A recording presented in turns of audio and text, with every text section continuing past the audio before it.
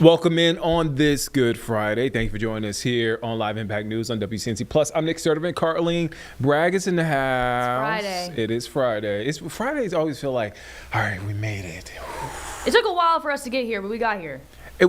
Yesterday felt like Friday. I kept saying that yesterday. I said that off camera, but I'll say this to you. It felt like Friday yesterday. It felt like Friday so much that when I got home and I sat on my couch, it was about 6 o'clock. I closed my eyes. And 3 hours later, I woke up and I didn't know where I was. I was like, "It's 9 o'clock." Actually, so it's been one of those weeks. So, and I know you guys feel me. It's sometimes you hit those weeks where you're tired. Yeah, you get tired. You get to the end of the week, you're like, "Whew." However, this is the weekend where you wanna make sure you take that extra nap because there's a lot happening this weekend. Not only Easter events, but the annual Charlotte Shout Festival is underway. Kicks off today, transforming uptown Charlotte into a hub for art, music, food, and community over the next 17 days. Our Anna King has probably one of the best assignments today. She's covering opening day of Charlotte Shout. Anna, what can you tell us? Where are you at? Yeah, I'm in First Ford Park right now. There's so much to see. Actually, I'm going to flip the camera for you. There is so much to see out here. They are getting ready, getting prepared, getting things set up for Charlotte Shout. You saw the stage already, but there are also already some vendors out here, some installations. There's just so much to see. And as you can see, there are already people out here ready to enjoy what Charlotte Shout has to bring and offer this year. But I did speak to an organizer earlier today, and she told me that there's just so much to offer and so much for people to see. Even if you came last year, there's just new things, new artists, new music, everything for people to head out here and see and enjoy the beautiful weather while we have it, apparently. Yeah, Anna King there, assignment of the day, Charlotte Shout. Will be a beautiful day ahead for it. Some rain on Sunday, but again, everything should go off as planned. Anna, thank you for your time. You can catch Anna at 4, 5, and 6 o'clock. Yeah, she's holding down all the shows today. All right, Anna, we'll check in with you a little later. Thank you. All right, let's head to break. We'll be back here in just 2 minutes here on Live Impact News on WCNC Plus.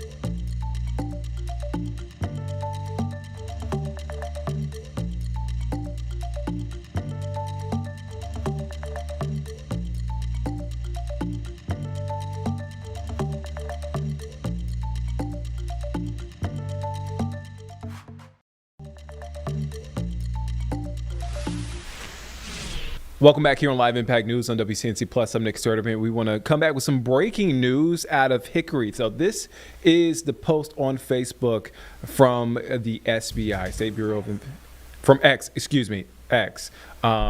the SBI. The North Carolina SBI, State Bureau of Investigation, has been requested by the Hickory Police Department to investigate an early morning officer-involved shooting. The incident happened on 304 5th Street Southeast, which is in Hickory, shortly before 9 a.m. A citizen was fatally wounded during the event. So someone died during this, somebody was hurt during this event. So the name of the person is being withheld until next of kin is notified. I'm sorry, somebody did die. Again, the wording of that was a little tricky, but yes, somebody did die during this event, the person involved. SBI agents are on the scene and actively investigating this case, and right now no additional information. Again, I wanted to read exactly what the SBI posted on X. Again, they are there in Hickory, requested by the Hickory Police Department to investigate an early morning officer-involved shooting that happened on 304 5th Street Southeast in Hickory shortly before 9 a.m. Now, we do have a crew on the way to Hickory. Again, this is what we know so far. We'll continue to keep our eye on this incident, and as more information comes out, we'll be sure to update you here on Live Impact News on WCNC Plus. All right, so let's shift gears now. Let's talk about the war in Iran. So we brought you this update on Live Impact News this morning. Jay Monreal, Carlene holding it down from 9 to 11. So here's what we have. U.S. fighter jet down over Iran. Search and rescue mission underway. That's what we reported on. So I want to update you. Let me refresh this page just in case we got some new information. This is from NBC News. So an F-15 pilot has been rescued by the U.S. military after a fighter jet went down over Iran. That's according to a U.S. official earlier today. So we did get a special report from NBC. So in case you missed it, we want to take you back now to that special report. This is an NBC News special report. The Good day, everybody. We are coming on the air with some breaking news out of the Middle East. NBC News has learned that one American pilot was rescued by the U.S. military after an F-15 U.S. fighter jet was shot down over Iran. And that pilot who was rescued is still, in fact, alive. That is according to a U.S. official. Another American pilot is still, though, unaccounted for. I want to bring in our senior national security correspondent, Courtney Cuby, who's standing by for us. Courtney, this is a fast-moving story here. What are we learning? Yeah, so at this point, it's literally developing minute by minute. According to a U.S. official, it does appear that this F-15E, it's known as a Strike Eagle, that it was shot down by Iran. It's deep inside of Iranian territory. The two pilots are believed to have ejected from that aircraft. And as you mentioned, we now know, according to a U.S. official, that at least one of those individuals has been recovered alive. We don't know anything else about that person's condition. Search and rescue efforts remain underway right now. Now, what's standard in a case like this, the U.S. has gone to war in Iran. In advance of a big military action like this, the U.S. would generally put forward in the region something known as a personnel recovery team. In this case, most likely, just given the operational tempo and the size of this war, they would have put multiple personnel recovery teams. And they are on a constant standby while the U.S. is flying any kind of combat missions like this, so that if there is something that happens where U.S. Service members go down essentially behind enemy lines, they can respond immediately, go in and try to find those individuals. Now, this is the first time that we know about that a manned aircraft has gone down inside Iran as part of this war. And it's significant, Yasmin, and that is because it dispels this idea that the U.S. has complete and total autonomy or control over the airspace over Iran right now. While they may have largely control over it, that doesn't mean that it is not a dangerous mission for U.S. men and women who are flying over there. There are hundreds of targets that they are still striking every single day, that is manned and unmanned. But we know that in recent days, the U.S. has really upped the number of bomber runs, so obviously manned bomber fighters, aircraft that have been flying over Iran. It still remains an extremely dangerous mission for them, Yas. Yeah, it's a good point. We have heard repeatedly from Secretary of Defense Hegseth, along with the president as well, that the U.S. has complete and total control over the airspace within Iran. And now seeing the downing of this F-15 fighter jet certainly speaks to a different perspective as to this ongoing war. Court, do we have any reporting as to whether or not this individual, this fighter pilot, is actually still inside Iran and safe, or has he left Iran? We don't. That's one of the questions that we're trying to figure out, is if they've actually gotten the individual out of the airspace and presumably to some sort of medical attention, and we don't know that quite yet. I mean, the situation remains very sensitive because obviously if the U.S. is looking for this second pilot, Iran is probably looking as well. And so right now it is really a race against time to see who can find that person first and hopefully find them alive and get them to safety and some sort of medical attention, anything that they may need to try to take care of them. But at this point, we just don't know. We keep waiting for more information out of the U.S. military, but the hours are just grinding on without a lot of detail. Courtney Cuby, thank you. Want to go to NBC Stephanie Gosk, who's standing by for us on the ground in Tel Aviv. Steph, if you will, give us a sense of the reaction on the ground with the downing of this F-15 fighter jet, along with what is happening there in the ongoing conflict between the United States, Israel, and Iran. Sure. You know, Yasmin, the big question remains, what capability does the Iranian military still have? Courtney was talking about the air defense systems being decimated, according to U.S. officials, where they said that a lot of the the ballistic missile capabilities are decimated as well. And you know, here in this region, in Israel and in the Gulf, there are certainly ballistic missiles still being launched from Iran. There are fewer of them, to be sure, but they are being launched, and they are being launched with some accuracy. We know here in Tel Aviv, just outside of the city, there was a warehouse that was hit that was being used by a company to manufacture drones. We know that today an oil refinery in Kuwait was hit, along with a desalination plant. And that's not the first desalination plant to be hit in the Gulf. Those plants so vital to get people water in that part of the world. Yasmin? Yeah, certainly some major developments in this ongoing conflict. Stephanie Gosk, thank you. We're going to bring you the very latest as the story develops, but for now, that concludes this NBC special report. We're going to have much more ahead on our streaming network, NBC News Now. I'm Yasmin Suyin. Thanks for watching. All right, let's head to break here on Live Impact News on WCNC Plus. We'll be back here in just 2 minutes.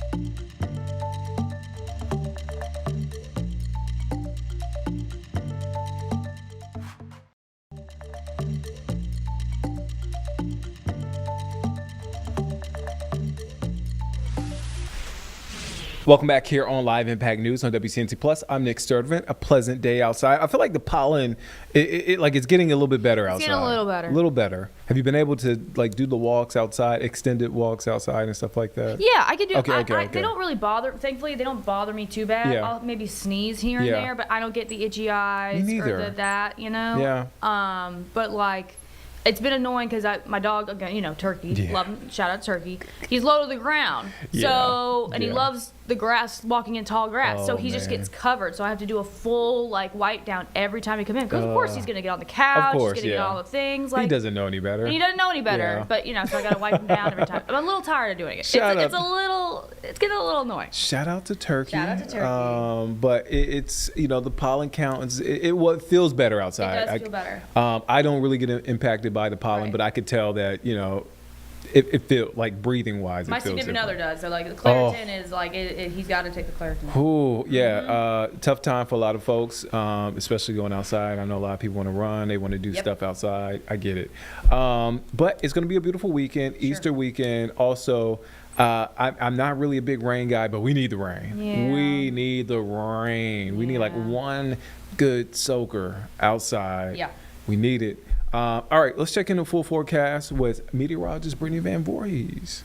All right, let's get another check on our forecast on this Friday. Meteorologist Brittany Van Voorhees is in with us, and the weather looks great today ahead of the holiday weekend. Yeah, it does. It feels more like Memorial Day rather than Easter weekend, but I think if you like the warmth, we'll absolutely take it. What we desperately need, though, is all of that green you see shaded on Sunday. And I know it's not ideal to happen on Easter, but I can tell you it won't rain for the entirety of the day. So the day isn't ruined, but I said this last week and really, I guess, earlier this week, too. If you have plans to do any Easter egg hunts and they can be switched to Saturday, that is going to be your better bet compared to Sunday. So again, while it's not raining all day, Saturday is still certainly the pick of the weekend. Wider view here, you can see a few isolated thunderstorms will still be possible tomorrow, but they'll be primarily in the afternoon and again, very, very limited. More of a typical spring-like or late spring-like pattern that is, whereas Sunday is much more rain focused. Now, the fun thing is that behind this cold front that's coming in is that we actually have really, really nice weather to kick off next week. Cold front is what's bringing us that better chance for rain Sunday, which we need based on drought conditions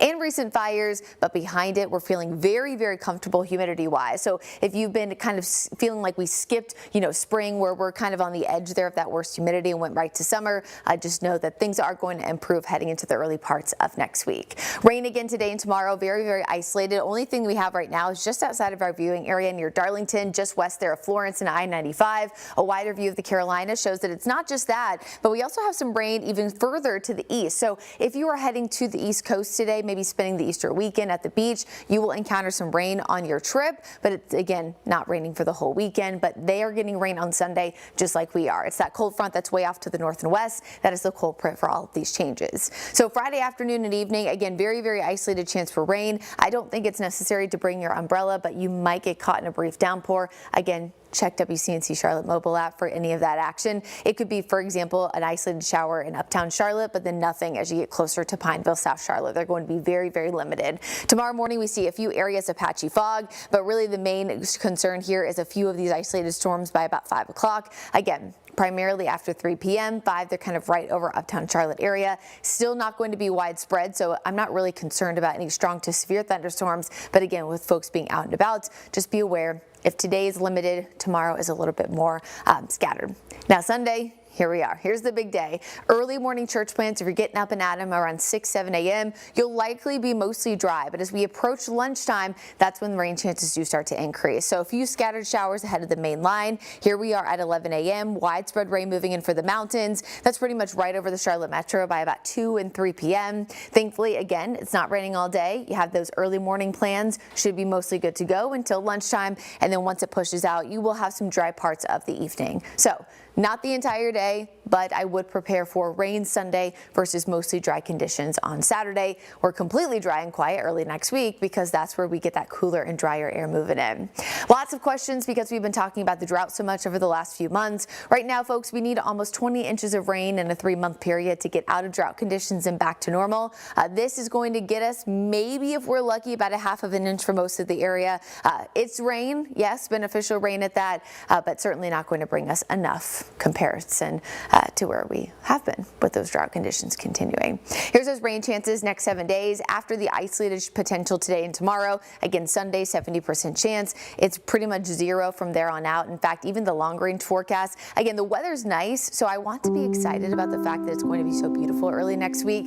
But again, we still need the rain, so it's kind of a 1-2 punch there. Here's that Jerry Hunt Supercenter 7-day. Good Friday today. Temperatures in the mid-80s. Same story tomorrow. A little bit lower with the Charlotte FC back at home. More rain for Easter Sunday, and then beautiful weather for most of next week. All right, so a nice forecast there. Again, we need some rain, so hopefully we get a nice little rain. Hopefully it doesn't ruin your plans on Saturday and Sunday, but we need the rain, frankly. All right, let's head to break. We'll be back here in just 2 minutes here on Live Impact News on WCNC Plus.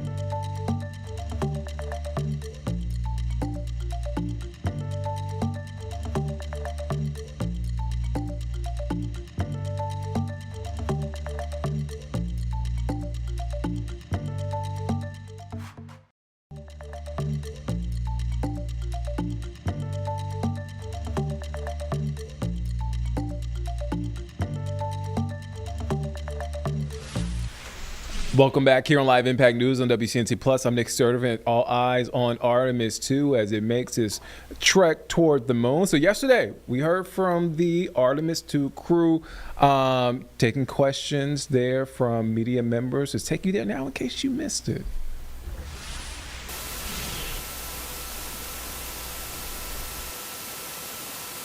Integrity Houston, you ready for the event?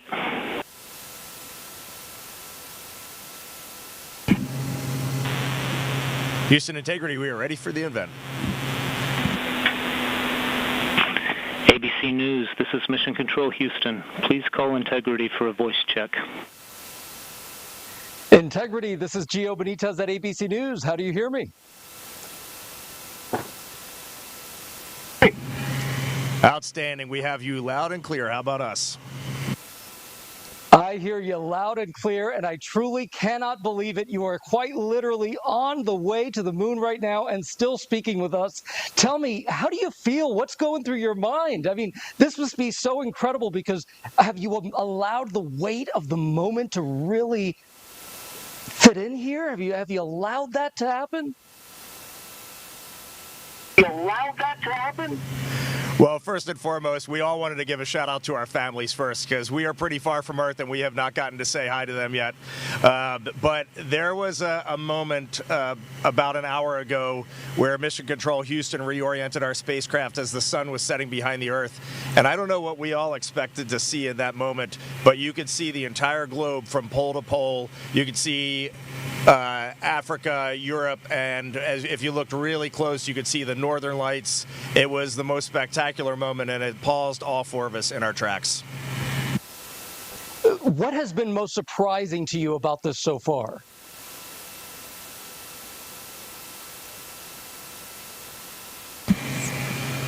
Well, I think probably one of the things that surprised all of us is when those solid rocket boosters actually lit and we left the pad. It was just a moment of disbelief, and yeah, the fact that we launched, it just totally takes you by surprise, even though you're expecting it, at least for me anyway. And I just had a huge smile across my face. Did it feel different? Because I can imagine that's such a powerful rocket that must have felt different for you.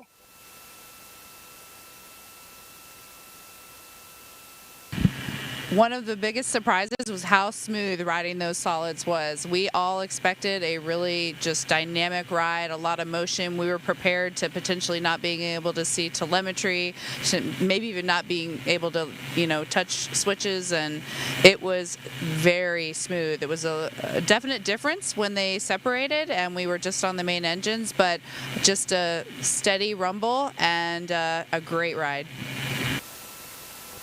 What do you want to tell Americans here at home who are watching this right now? They're quite amazed at the fact that you are speaking to us on the way to the moon right now. What do you want to tell them about this particular mission and why it's so important?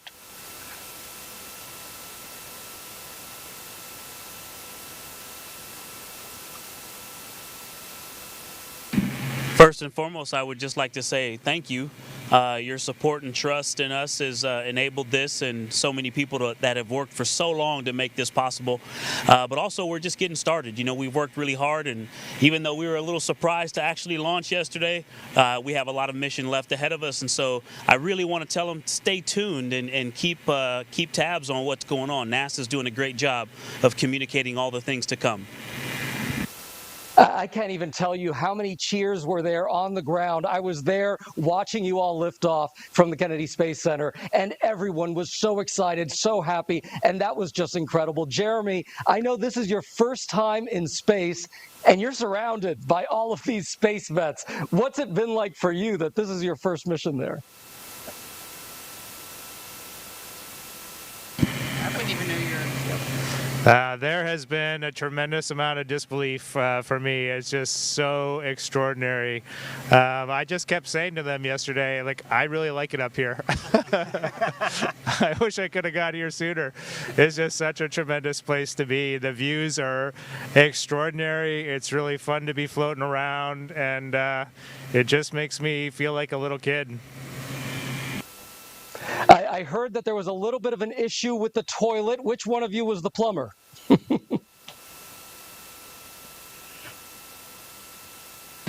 I'll take that one. I'm the space plumber. I'm proud to call myself the space plumber.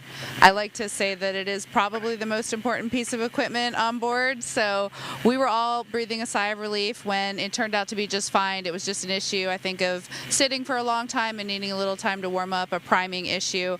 But we did originally think that there could have been potentially something fouling up the motor, and luckily we are all systems go. Oh, well, I'm sure I could see the faces right there. Y'all are very happy about that. I see that you're very cozy in there. It's tight quarters, but it was also a little chilly, I heard.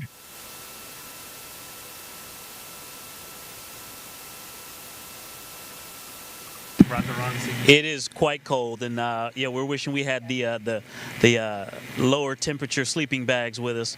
But right before this PAO event started, I pulled my knit cap off, and I'm ready to put it back on.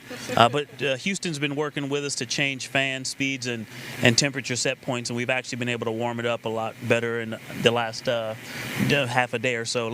Our last nap before TLI, we got a lot more comfortable. Well, that's a really interesting question. How is it that you take a nap in there? What does sleeping even look like?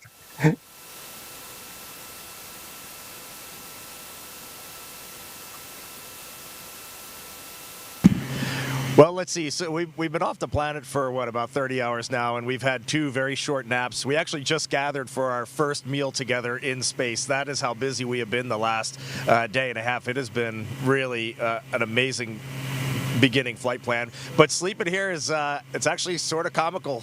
Christina has been sleeping heads down in the middle of the vehicle, kind of like a bat suspended from our docking tunnel. Victor's been up where Jeremy is right now. He's got a nice little nook wedged in there, and then Jeremy has been stretched out on seat 1, and I've been sleeping under the displays just in case anything goes wrong.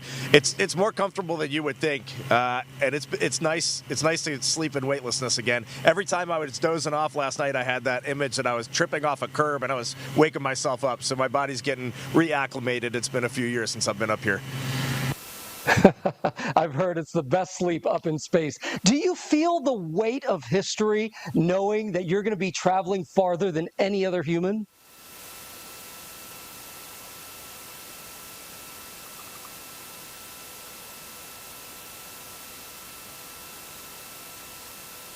Tag on.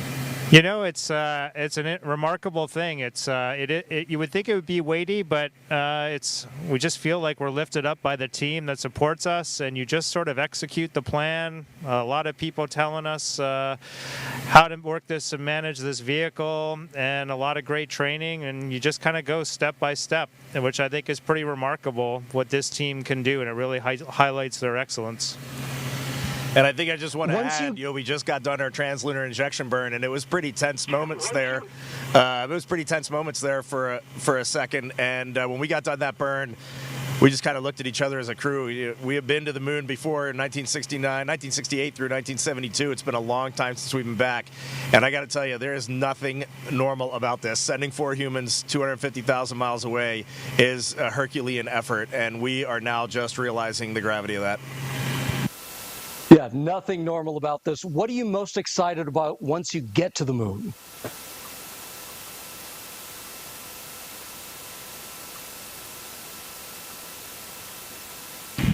Having just experienced incredible views of planet Earth and seeing the entire planet out the window in one pane, knowing that we're about to have some similar views of the moon in that same way is definitely getting me more excited for it. I knew that is what we would see, but there's nothing that prepares you for the breathtaking aspect of seeing your home planet both lit up bright as day and also the moon glow on it at night with a beautiful beam of the sunset, and knowing that we're going to get similar views of the moon. I'm really excited for that. And then, of course, heading home. Right now we're in our cruise phase outbound, but we'll be turning our sights back on our home planet shortly. Shorter probably, it's going to fly by, but we're just excited for both of those milestones. As you all know, there is so much division at home right now. What is it that you're feeling, and what message do you want to send to the American people about what you're seeing out that window?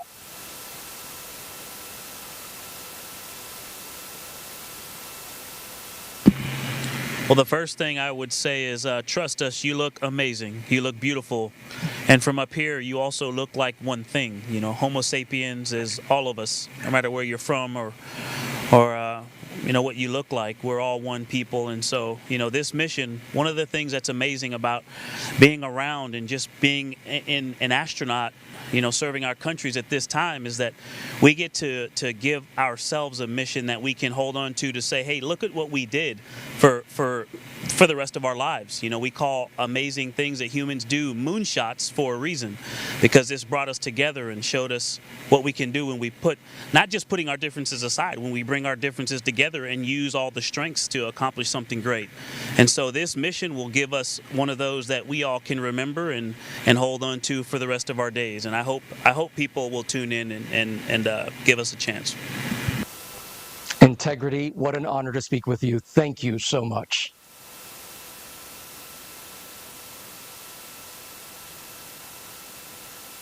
Thank you for being with us. Integrity. This is Houston ACR. That concludes the ABC News portion of the event. Please stand by for a voice check from Fox News.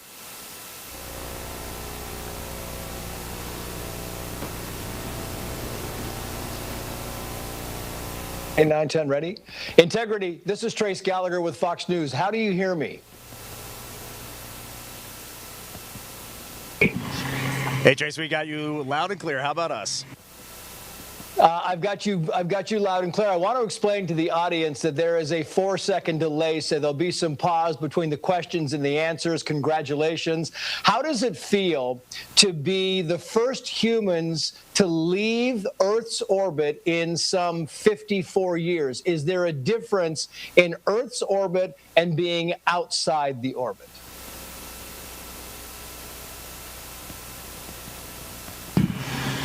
Well, we are still technically in Earth's orbit, although we did just do our translunar injection burn, and so we are definitely 100% on our way to the moon. The lunar gravity will take over in a couple of days here and start pulling us around the far side.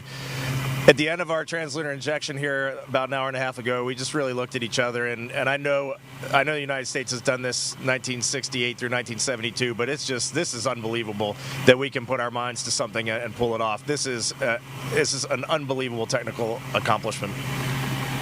Yeah, I mean, it really is unbelievable to us. We watched this thing. It was just this flawless launch, and it was unbelievable to watch. And what really fascinates me about this is that you, in a few days, will become the first humans to travel the farthest in space, more than anybody else has ever done. It took us a long time to get back here, and now we're about to exceed that.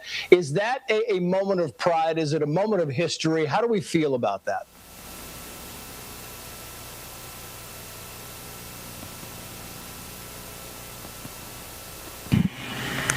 It's great you brought that up. We were aware that we would pass that milestone if we happened to launch on this date. There were other days where we wouldn't have necessarily. So we are not necessarily a crew that lives on superlatives, but it is a milestone that's important. It's important that people can understand and wrap their heads around what is the latest in what we're doing. What does this mean relative to what we've done in the past? What are we going to be pushing for into the future?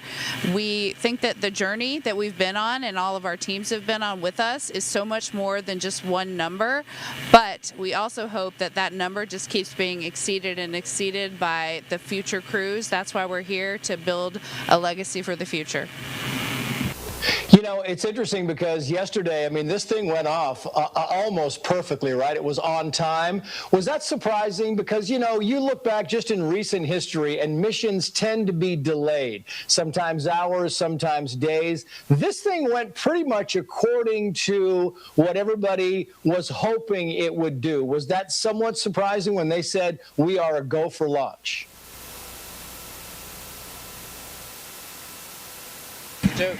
Yes. You know, it was it was surprising. I think we were, we like to say that we're prepared without having an expectation. But, in the back of your mind, you kind of hope you launch. And then when we got really close, it was like, wait, we're getting ready to go to space. And when those solids lit, it was a ride where you're trying to be professional, but the kid inside of you wants to break out and just hoot and holler. But what I wanted to say about that was our Exploration Ground Systems team, our launch control team, they have had some time to practice since February and March and really dial in their procedures and learn and grow. And so I just want to give them some credit. It was an example of how hard they've been working lately that we launched. And it even though we didn't get to really watch, but it felt beautiful. Yeah, they should give themselves a big round of applause because I know it felt beautiful. It certainly looked beautiful. Very quickly, Victor Glover, while I have you on the microphone, we are broadcasting across the nation, but we're focused. We're based in Los Angeles. And I thought since you were from Southern California, maybe you'd like to give a shout out to your friends and family here. Oh, well, of course. My mom lives there, my grandparents, all the cousins, aunts and uncles, and just everybody in California. Thank you for all of the support and the love for all of these years. So many of my career milestones happened in that special place. That will always be home, no matter where the government sends me. You're going with us. How has it been? Yeah, how has it been on board now for your first night? I know you haven't gotten much sleep. They keep waking you up. They kind of send out the songs they are doing. And I hear, Christina, that you are somehow sleeping upside down or face down. Maybe you can explain that to us. Sure. Yes, it has been a great couple of days just learning how to live in Orion. And I would love to give a quick shout out to our families before we keep going on with the questions, just because we haven't had a chance to say hi to them. And it's just so great to have had their support building up to the launch. And we miss you guys already. Living in Orion isn't quite the same as being at home with our families. But yes, some of the exciting things are the burns that we do. They kick off with such an acceleration that most things that you see Velcroed around that aren't actually fastened down all fall down to the floor of Orion. But speaking of floors and ceilings, it actually is just all by convention only. There is no difference between up and down. And so, yes, I've been sleeping with my feet there and my head down here, and it's very comfortable. I think I'll probably stay there the whole mission unless someone kicks me out. So we're finding out how to make this space capsule a home.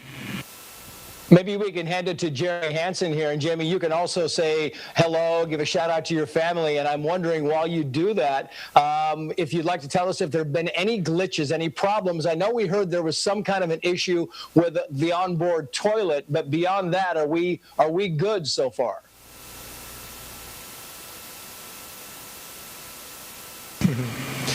Yeah, great to have a chance just to say thanks to my family and missing them, and for the support from Canadians back home. Really appreciate the opportunity to be here and do this. We did have another little surprise today. I mean, the vehicle is in great shape, and we feel like everything's going really smoothly. But on our way to the translunar injection burn inside of 20 minutes, we did get a warning message that, emergency message for cabin leak suspected, which grabs your attention because this is right when you're coming through some of the higher density orbits and you might run into something.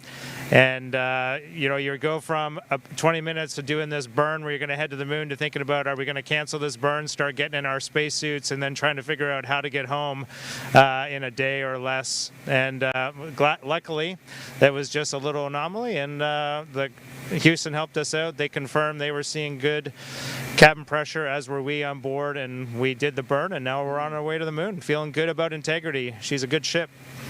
It's going to be fantastic. Reed Weissman, you are the commander of this mission. Maybe you'd like to give a shout out to your family as well. And I'm wondering, the responsibility, does it weigh heavy on you? Do you feel like, I'm just not going to go to sleep. I'm going to make sure that we do everything we need to do. What is it like to be the commander of something so historic and something that people have been waiting for so long?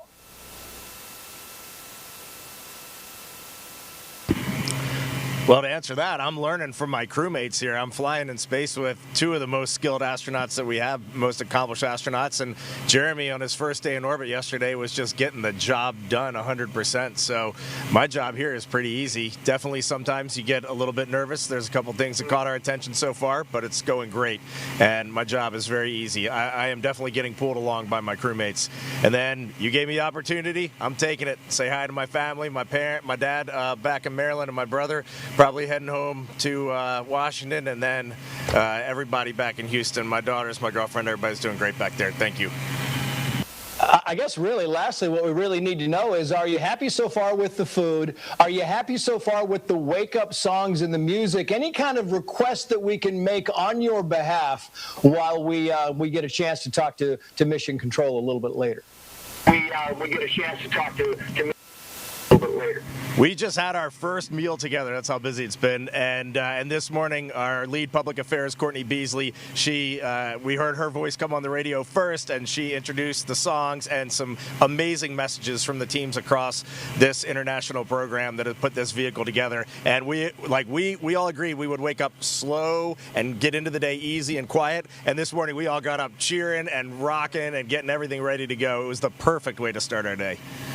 Yeah, well, you are making history. Reed Weissman, Christina Koch, Jeremy Hansen, Victor Glover. Congratulations to all of you. America, the world is with you. We are watching every moment of this journey, and we will cheer you when you get back and along the way. Thank you for joining us. Best of luck to you, and safe travels.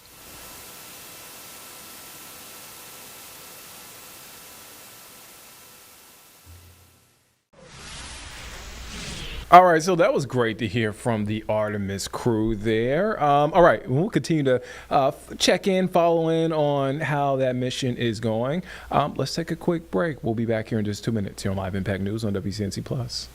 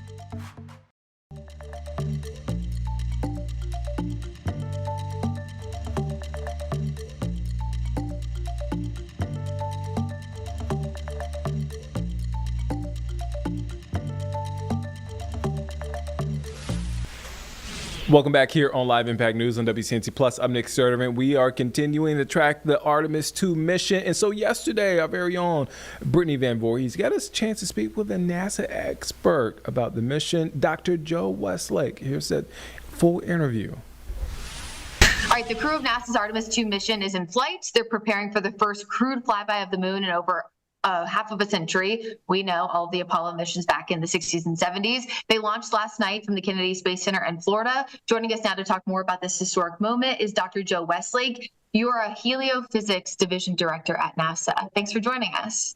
Thank you so much for having me. So excited to be here to talk about our astronauts and the work that's going on Artemis 2. Okay, so the first leg of the trip seems to be, I wouldn't say the most fun part, but the most interesting, because they've launched, but my understanding is that they're still technically in the Earth's orbit. How does that process work, and what's that first leg like? Yeah, so their first leg was actually to get them into a high altitude Earth orbit. So, obviously they boarded the capsule yesterday. Everything was nominal. Everything looked great. They worked a couple of issues on the pad, and then they got up into space. That launch into space was just beautiful, just gorgeous. Picture perfect launch off of the Cape here, and just spectacular. As they got up into low Earth orbit, they were then raised into a higher altitude orbit in order for them to do a couple of things to wring out the capsule, to understand some of the upper stage activities and whatnot. And then next up is doing that translunar injection burn to actually get them out to the moon. Very exciting. I also think it's so interesting. I've looked at a lot of research on this, but very, very structured, right? They sleep in shifts, and they just eat at specific times, and they work out for specific reasons so they don't lose bone density. So I think people don't understand how much work goes in, not just years, but decades into this research. One of the big things I think our viewers are always talking about is the impact from the sun, because while they're not going to the sun, they're closer than if you're on Earth like a normal human. So how does NASA do studies for that to make sure that they're staying safe, and kind of how does that work go in on the backside to get them ready for the mission? Yeah, so now you're speaking my language. My job at NASA is to worry about the sun. In our heliophysics world, we're always worried about space weather. So the thing that concerns us the most is being able to see and predict potential radiation exposure, coronal mass ejections, flares, and other things that'll come from the sun. And so we always have an eye out for solar activity, for space weather, and other things as we go forward. Our satellites have been out there for years. We've been doing this over and over again from the NASA heliophysics crew, from the NOAA Space Weather Prediction Center, and being able to give that sort of look ahead and understanding of the astronauts to keep them safe from any potential issues. As they get farther and farther out towards the moon, they're actually going out farther beyond the magnetosphere, beyond the Earth's sort of protective magnetic shield, per se, and that exposes them to some of the more risks of deep space travel.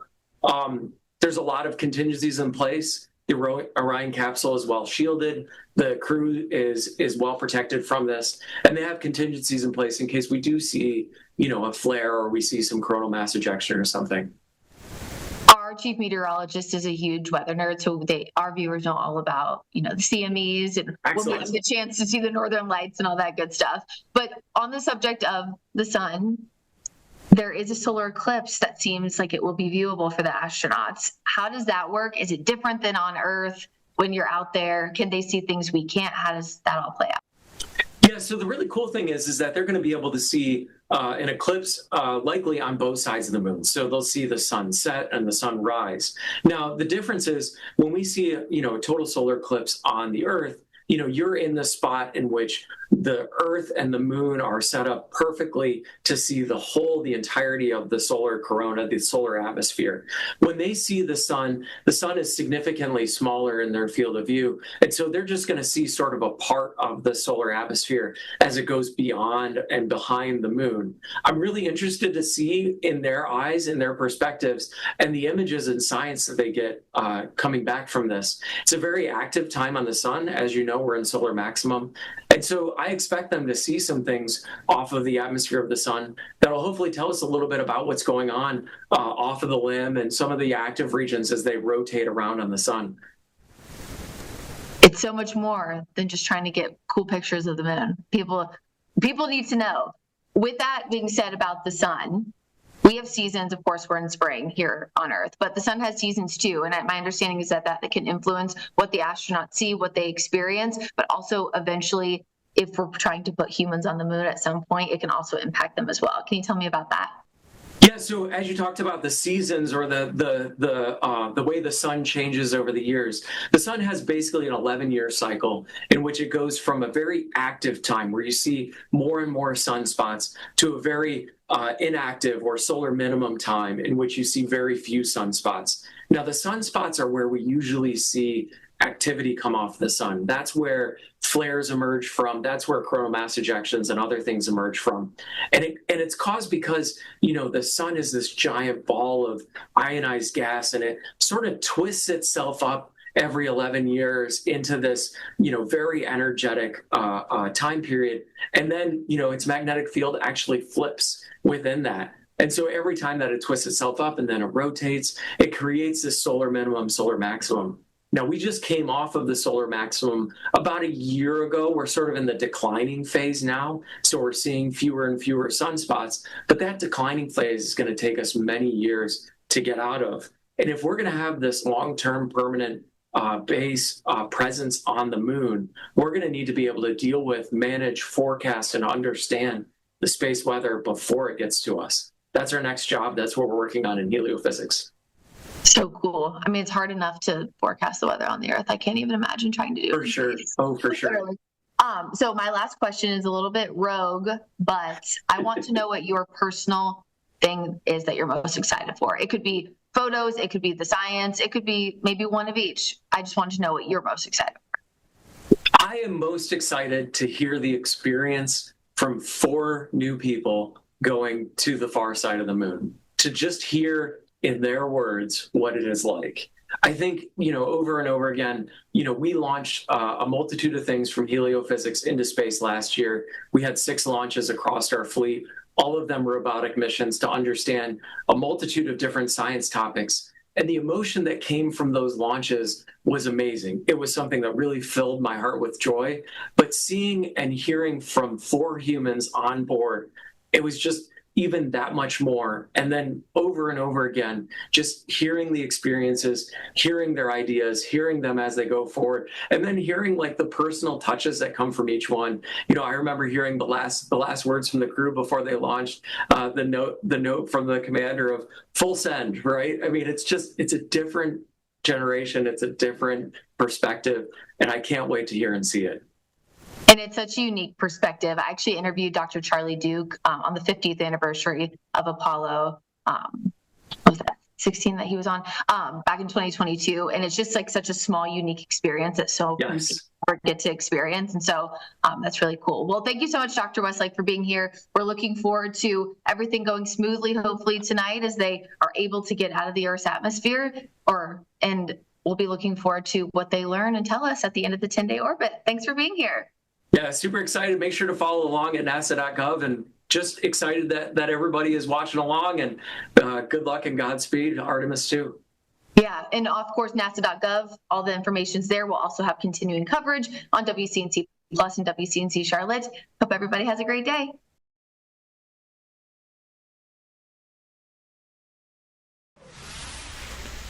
All right, let's head to break. We'll be back here in just 2 minutes here on Live Impact News on WCNC Plus.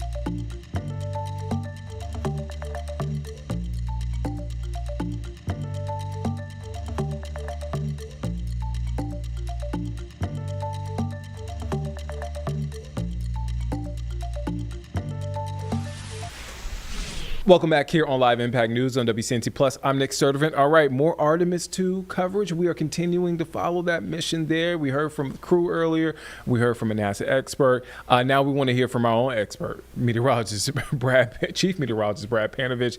I got a chance to sit down with Colin Mayfield yesterday to kind of walk us through where this mission is and just to break down some of the little nuances about Artemis 2. Let's take a listen in.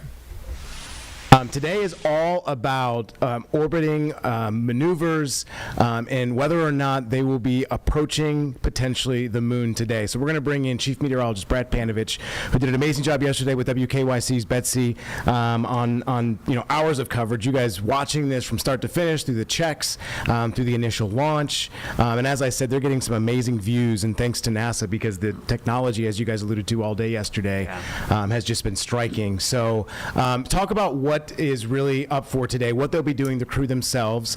The toilet is fixed, so that's good news. There's only one. I was saying earlier, it's in the floor of the vehicle, but they wouldn't know it obviously when you're in weightless space. So it's cool stuff. Yeah, they got to climb down in there. It's like a little compartment. Right. They got that fixed, which is good news. Now, what's interesting is the Orion spacecraft, which is actually the capsule they're in. They've got this little service module attached to it with the solar panels. Yeah. It's still in high Earth orbit, but it's getting closer right now. So I got this great animation, and if you want to follow along, NASA's doing this great website. It's called their Aero page. And so this is a real-time simulation of all the telemetry and what's happening in real time. And the cool thing is it overlays their path. So right now you can see where Orion is. It's in this high orbit. Earlier today, that picture you saw like around 7 a.m., that's when it was at its furthest distance from the Earth. That's why the Earth looks so small. It was like 45,000 miles away. That was the first time we've seen that kind of crescent shape. But what's going to happen is this is going to follow this path here, and tonight, roughly around 7:50ish, it's going to be 24 hours into the mission. It's this spot right here, Colin, and I'll highlight it. This is what's called the translunar ejection burn. It's like a 6-second burn of the engine that will send it on its trajectory towards the moon. So tonight's a big night because this is actually the last little push that the engine will give it towards the moon. Remember, in space, you remember an object in motion will stay in motion unless acted upon by an external force. Well, in outer space, there's no gravity, there's no friction, there's none of that. So once it does that 6-minute burn, it will maintain that speed until it uses the engines to slow down. So this will take it over the next 4 days to the lunar surface. And what's cool about this animation, you can see out in the distance there, it might be hard to see on wherever distance you're watching, but that's the orbit of the moon around the Earth. The moon isn't there yet. It's actually way over here. So it's moving from right to left along that orbit. And the plan is to sync up as it's coming through that orbit. So if you notice, we are in a full moon. It might have been like something people didn't notice. The launch windows were all situated around the full lunar cycle. So they had to do these launches within a few days of the full moon so that they had this opportunity to approach from here. But you can see down at the bottom, the mileage, it's down to where it's pretty when far Artemis away. lifted From 30,000 miles, but earlier today it was 45,000. So they're technically getting closer to the Earth. And actually, if it wasn't daylight when it was passing over us, some of us could actually see the capsule, just like we watched the space station fly by. That's cool. It'll go around the other side of the Earth and then take that kind of slingshot effect. It has to burn for 6 minutes, Colin, to escape the gravity of the Earth, and then it'll head towards the moon and do that flyby. And that'll be the cool thing, because those are the pictures, as you mentioned. This is where humans haven't been since 1972. So this is the first time we've been this far away from the Earth since then. And that's a long time ago. Well, it's crazy to think that the moon is more than 60,000 miles away, too, right? People think it's much closer, and that it would take, shorter, I guess. It's a 10-day flight. So, and I've seen it on social media, and I think this goes back to meeting the moon in orbit. People were like, well, why don't they just go straight out? And that doesn't make any sense, though, in terms of the way that the moon is orbiting, right? Yeah, everything's moving. These are all moving objects. The Earth's moving, they're moving. So this is where the math comes in, all this, trigonometry to kind of line up everything so that you're hitting it at the right times.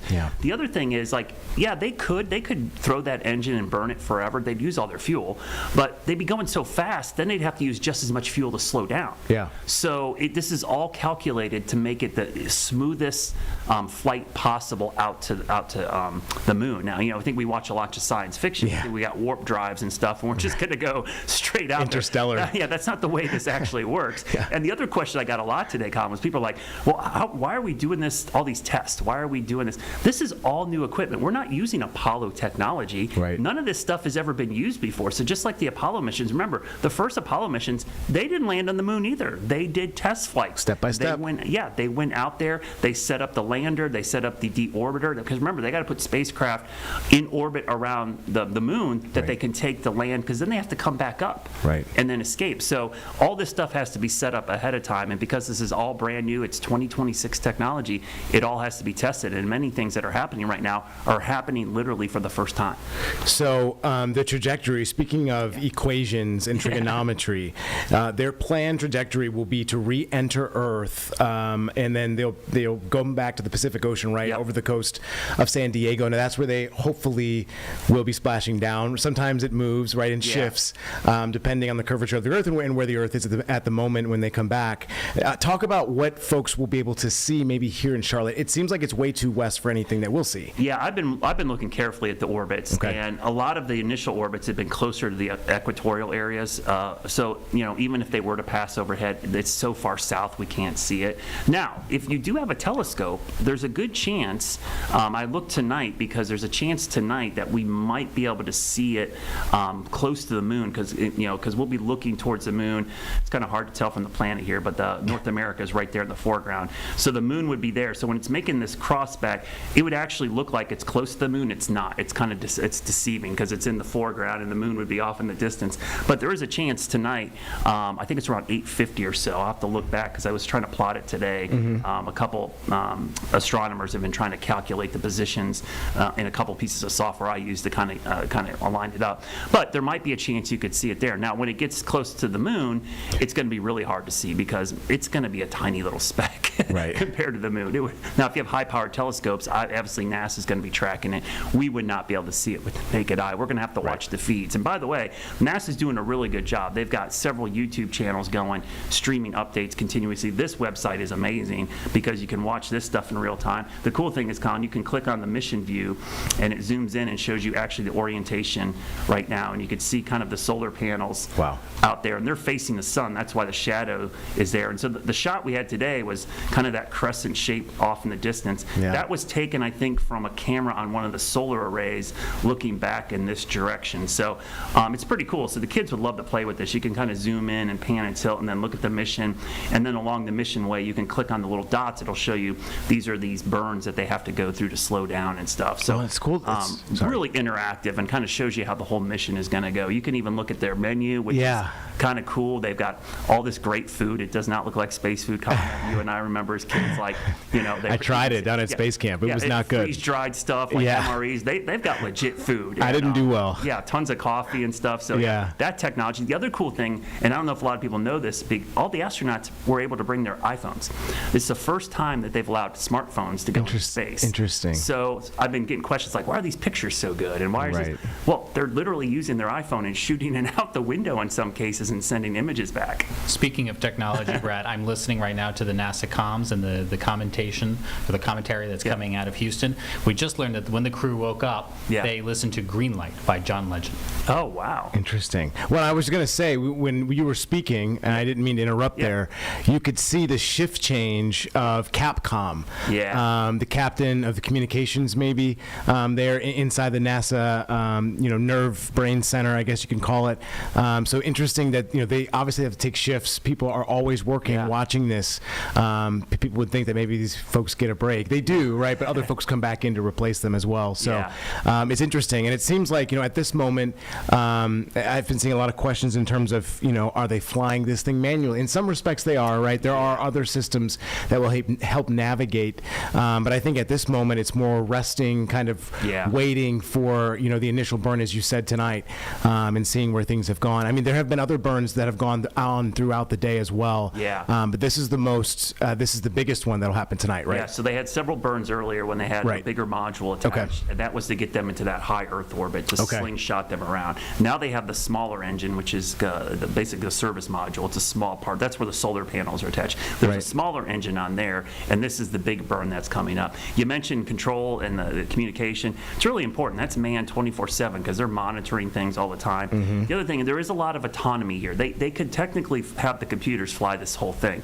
But because there's crew on there, they actually a couple times in the mission, they're going to allow them to manually try things out in case, let's say, the systems fail. And they have to. So this is like a fail-safe. So they're going to train on piloting it manually at times just to make sure they can do that, because if the computers go down or communication fails, they're there. That's the great thing about having a crew on there, a bunch of people, because as great as the technology is, it's a backup because they could be there to reboot things, troubleshoot, and also steer it if they have to.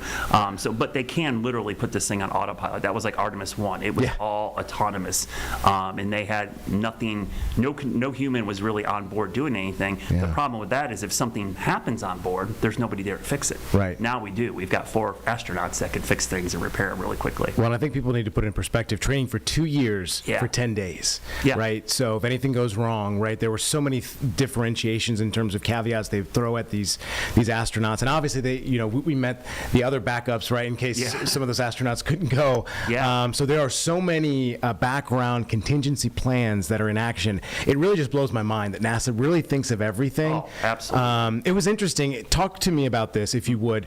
I was seeing the compare and contrast, and it's tough to do this. Technology is much different, and the missions are much different. This is more complex than maybe a SpaceX mission. But they were looking at the SpaceX capsule and the capsule that Artemis 2 has, just how intricate it is. But I mean, the missions are just so different, and not only that, the rockets and technology are much different, right?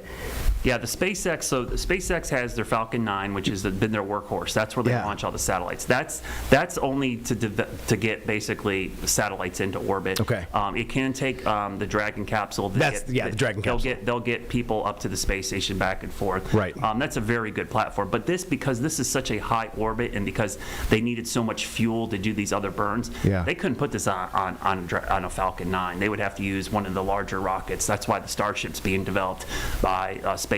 That's what they hope to take to the moon and beyond, maybe to Mars. That's a massive rocket, just like the SLS is with this one. This was a huge rocket. They needed that lift to get it into that higher orbit. Also, in future missions, they're going to be putting landers and other equipment. They need to transport way more equipment. So the payloads will get bigger over time as they take more stuff up there, because eventually they're going to build a moon base.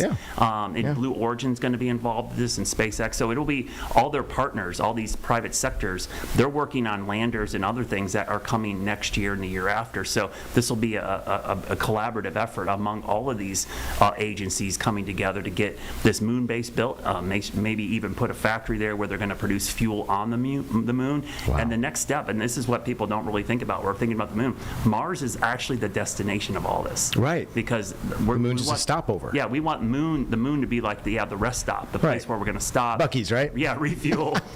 Go in there, rest up, and then go to the Mars. And Mars is really like the transformational thing of our lifetimes, and our kids' lifetimes for sure. This will be their Apollo missions, if you will, because we'll be going to Mars, and somebody is going to eventually, I think in our lifetimes for sure, is going to be landing on the red planet. My dad got a chance to fly T-38s in the Air Force, and never had a chance to even think about potentially being an astronaut. I talked about going to Huntsville, going to space camp as well. That was kind of as a boy, as a teenager, and went through some of the programs, went to the underwater type of module that they went to escape, some of the gyro scope that they have there. Forget the exact name of it, but I mean, just the training, I was kind of looking back through some of the videos, and Nat Geo has done a great job. For anybody that wants to go back and kind of look at the training over the last 2 years, and they've done a really good job of compartmentalizing part of these. It's just so much training, and I guess what I'm looking for is to hear them when they get back on the ground, their perspective of not just the Earth, but of the moon as well, right? I'm really looking forward to hearing from them. I think that's the thing that it will change them tremendously, because they're going to see the Earth. They've already seen, like, the pictures today. That's, the Earth looked tiny, right? It starts putting in perspective, like even like some of the astronauts, like who was Dr. Cook was up there. She's been in the space station, but that's like in a 200,000 miles up there, or 200,000 feet above the Earth. It's closer to the planet, so the Earth still looks big, right? Right. You're getting to these farther distances, 45,000 miles. Eventually, on the other side, they're going to go 8,000 miles past the moon. The Earth is going to look tiny. It's going to look like they're in the universe, right? It's going to give them perspective that I don't think any human normally has, because you don't get to see the Earth in that kind of view. And I think it will change them dramatically, at least put things in perspective for them. And the human element, that's a big part of this mission, like how this is going to impact them mentally, physically. There's a lot of things we're going to learn from it. And I think that's the thing I'm looking forward to, is like their perspective, their pictures, the stories they're going to tell of like what they saw and thought when they got to that far side of the moon, because nobody's ever been there. We can say, hey, they're not landing this time, but they're also going farther into space than any human ever has. That's why this mission is so historic. I think a lot of folks, when they heard, oh, they're just doing a flyby, this is just like Apollo. No, they're going farther than Apollo. So in many ways, this is as historic as landing on the moon, because we've never been this far out. Right. That's so cool to think about. All right, let's head to break. We'll be back here in just 2 minutes here on Live Impact News on WCNC Plus.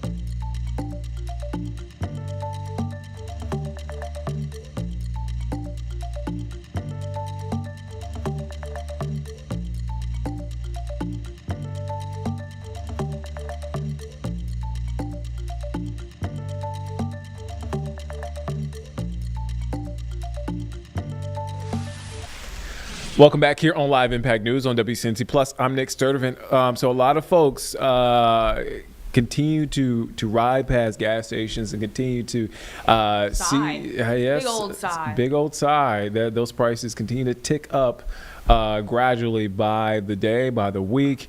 A lot of folks hitting the road this weekend, obviously holiday weekend, but there on the day-to-day, there are a lot of in a week-to-week, a lot of nonprofits and a lot of businesses that do a lot of work to help our community. And they have to drive. They have to fill up their tanks, and they're navigating these high gas prices just like we are on the day-to-day. WCNC Charlotte's Miles Harris joins us here in studio. Miles, thank you for joining us. Of course.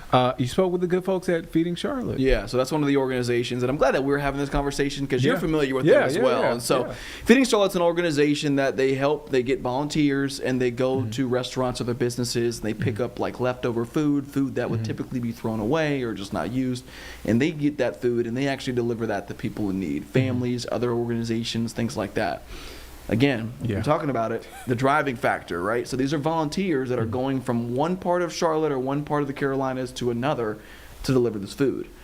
And so I talked to and not just the organization, but I actually talked to one of the volunteers today, and he gave an example. He's like, I work up near the Huntersville area, and sometimes I'd have to go down to Pineville to get the food. That's a hike. It's a hike.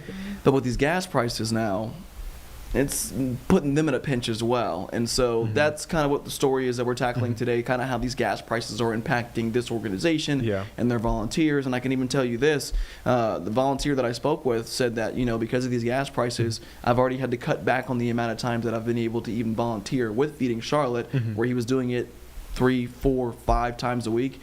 He's only doing it like twice a week now because of the gas prices. And the volunteers, their cars, and they have to put gas in their cars. It's their mileage, and so it's tricky because again, like this is another impact when we're talking about the gas stuff, but it also is adding more of the meaningful message of what these volunteers are doing with every mile that they are taking to do this. It's more of a selfless effort. And again, we all are dealing with these gas prices, but it sucks and stinks to kind of see and hear how it's impacting volunteers like this. Are they having a problem right now? I know it's still early. I know it feels like we've been in this for a while, but it's still early as far as high gas prices. Are they having a problem securing volunteers? Has that been a problem yet? I don't think it's been a situation like that. I believe they have hundreds of volunteers. They have hundreds of volunteers, but they are hearing from more and more volunteers just about the gas issues. And again, they're kind of having to make some adjustments as they come. And so again, I know the volunteer that I spoke with, he had said that he had even talked to like his mentor, one of the organizers with Feeding Charlotte, and even said, hey, can we make sure that some of my routes are be more specific and geared towards my area, which again impacts their efforts and their operations as well, because they're not doing the normal, I can go wherever and hit and touch as many people, homes, feeding as many as I can. So it's tricky. It's definitely tricky. And with the higher gas prices, I've seen people on a grassroots level, like, give out gas cards to delivery people, folks who volunteer, just to help them out. And I'm like, they're doing great work. So I don't know if that's happening here, but I've seen it. I will say I asked that as well, and so they are willing to, hey, you guys want to give us potential gift cards for gas, things like that. They will accept that, help them out, again, try to alleviate that pinch at the pump. It's tricky, and it definitely, it's unfortunate because, again, you hear from the volunteers and you hear their why on why they're doing what they are when it comes to being a volunteer with Feeding Charlotte and trying to help. Obviously, we're talking about food. We're not just talking about, errands, anything like that. And so to hear that they're kind of having struggling issues with doing their part, it hurts a little bit. It tugs a little bit. So. And good, healthy food too. You said, you've been there before. Yeah, it's really good food. Food access to food that maybe a lot of folks again don't have access to or can't get to. Miles, when can folks check out this store? 5:30 today. 5:30. Okay, all right, Miles. Thank you for stopping in. Appreciate you. If I don't see you, have a great weekend, man. You too. Enjoy your Easter, man. If I don't see you. Yeah, same here, man. Same here, dude. Let's take a quick break. We'll be back here in just 2 minutes here on Live Impact News on WCNC Plus.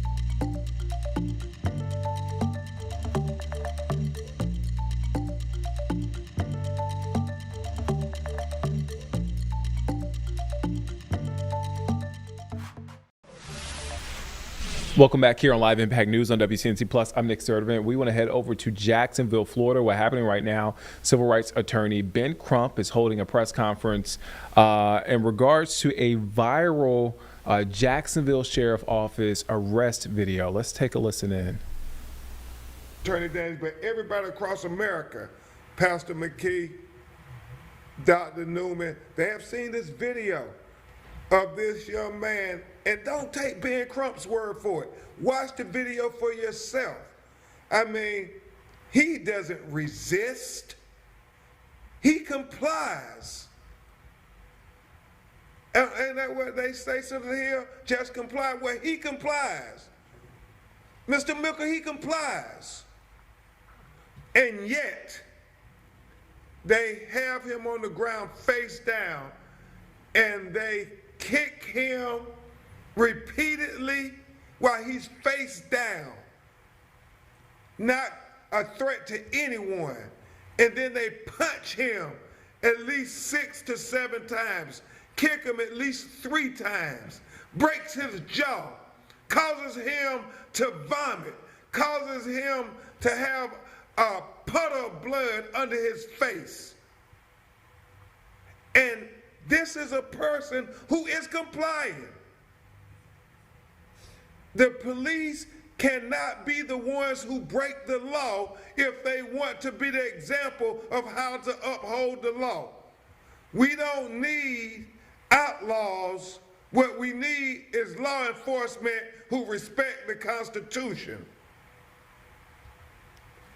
So you're going to hear from his mother, but also Attorney Daniels and Alfonso McClendon, my investigator, was showing me another video that is equally disturbing.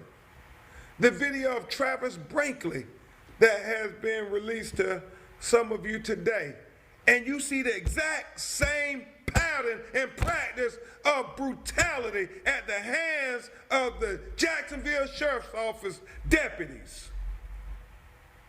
I mean, you have Mr. Brinkley, who is unarmed and complying, and the officer just unloads on him, punch after punch after punch after punch after punch, while he is face down, knocks his tooth out of his mouth. I could see if there was evidence on the video where somebody's life was in danger, where there was a threat.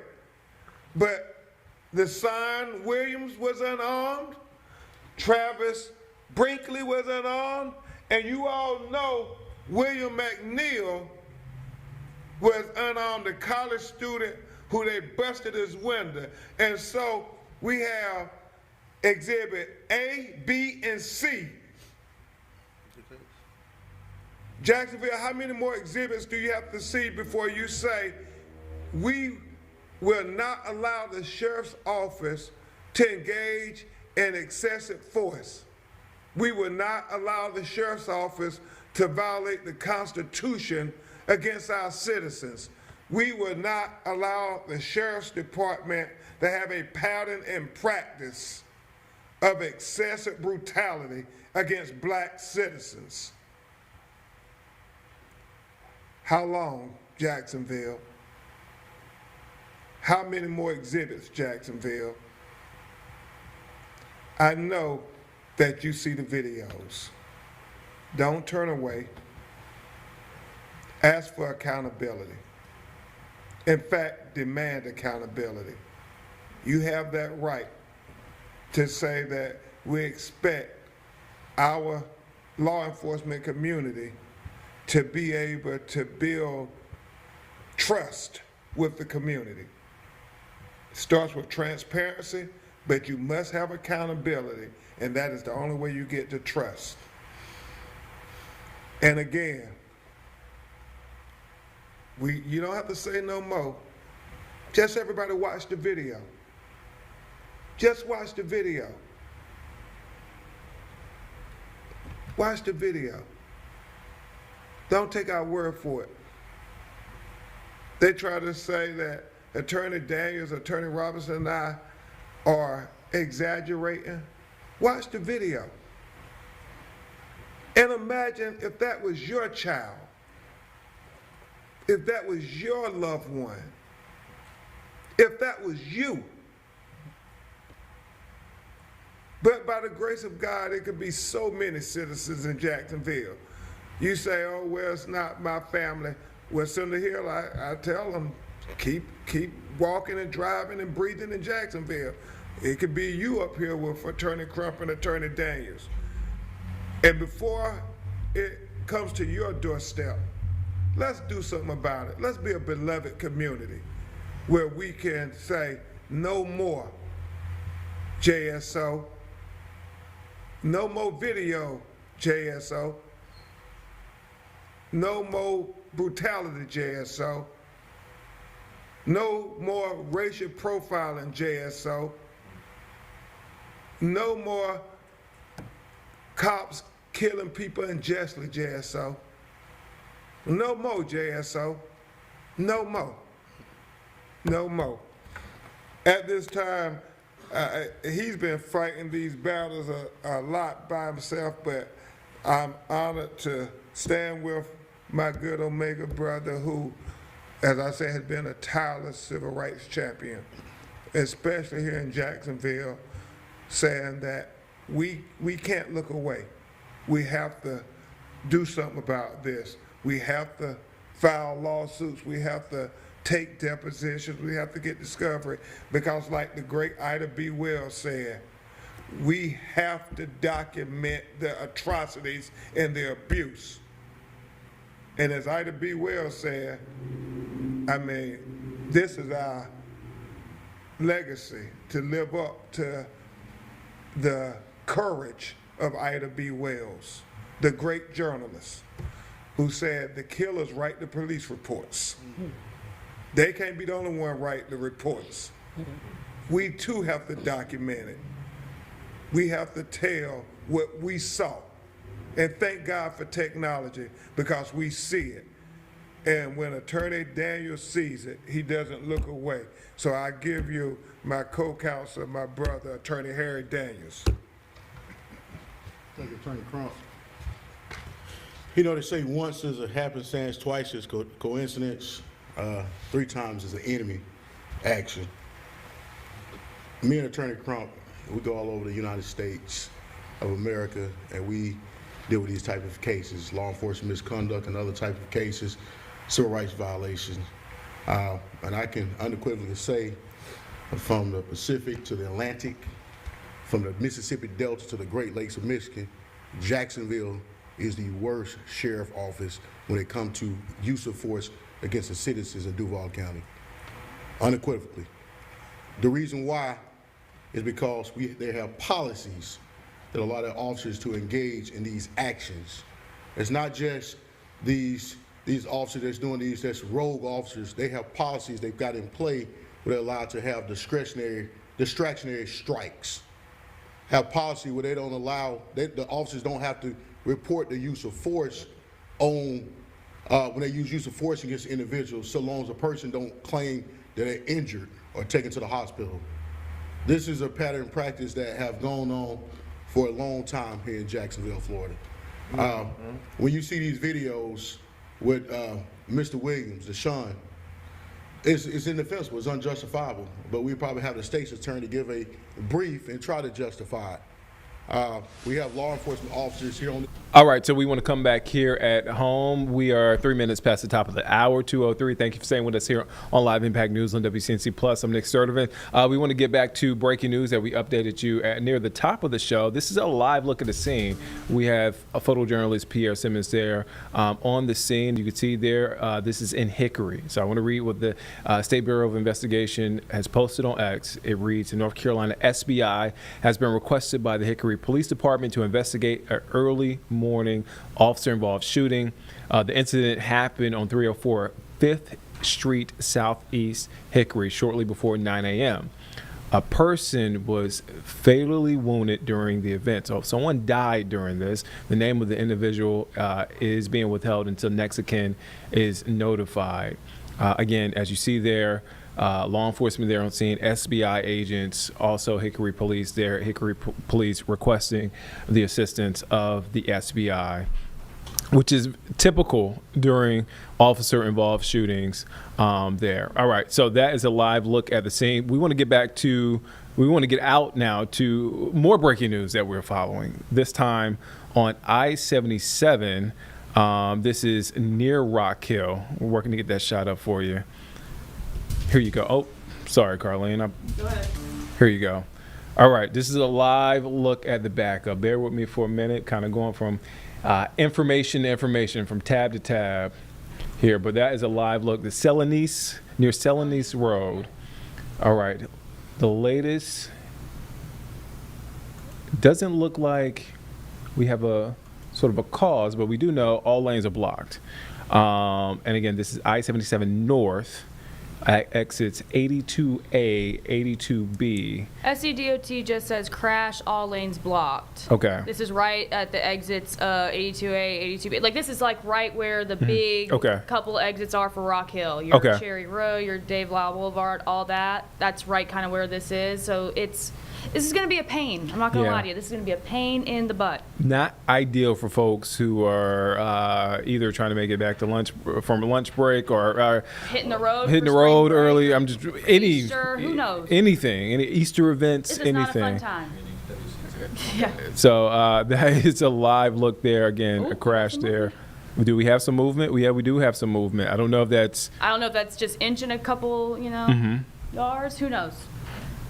All right, so that is a live look there. We will continue to keep our eye on this as, again, you see all lanes blocked there, some movement. We do have a map. Yep. Look at this. This is on the DOT website. Okay. So it's got pretty thick red.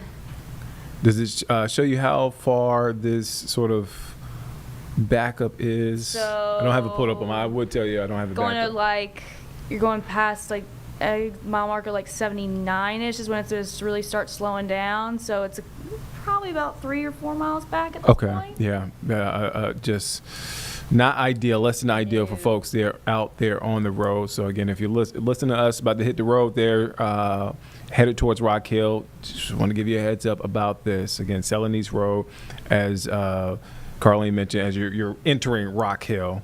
All right. And we have reached out to SCDOT for more information regarding this crash. But taking a look at this live camera, we're seeing more movement than we.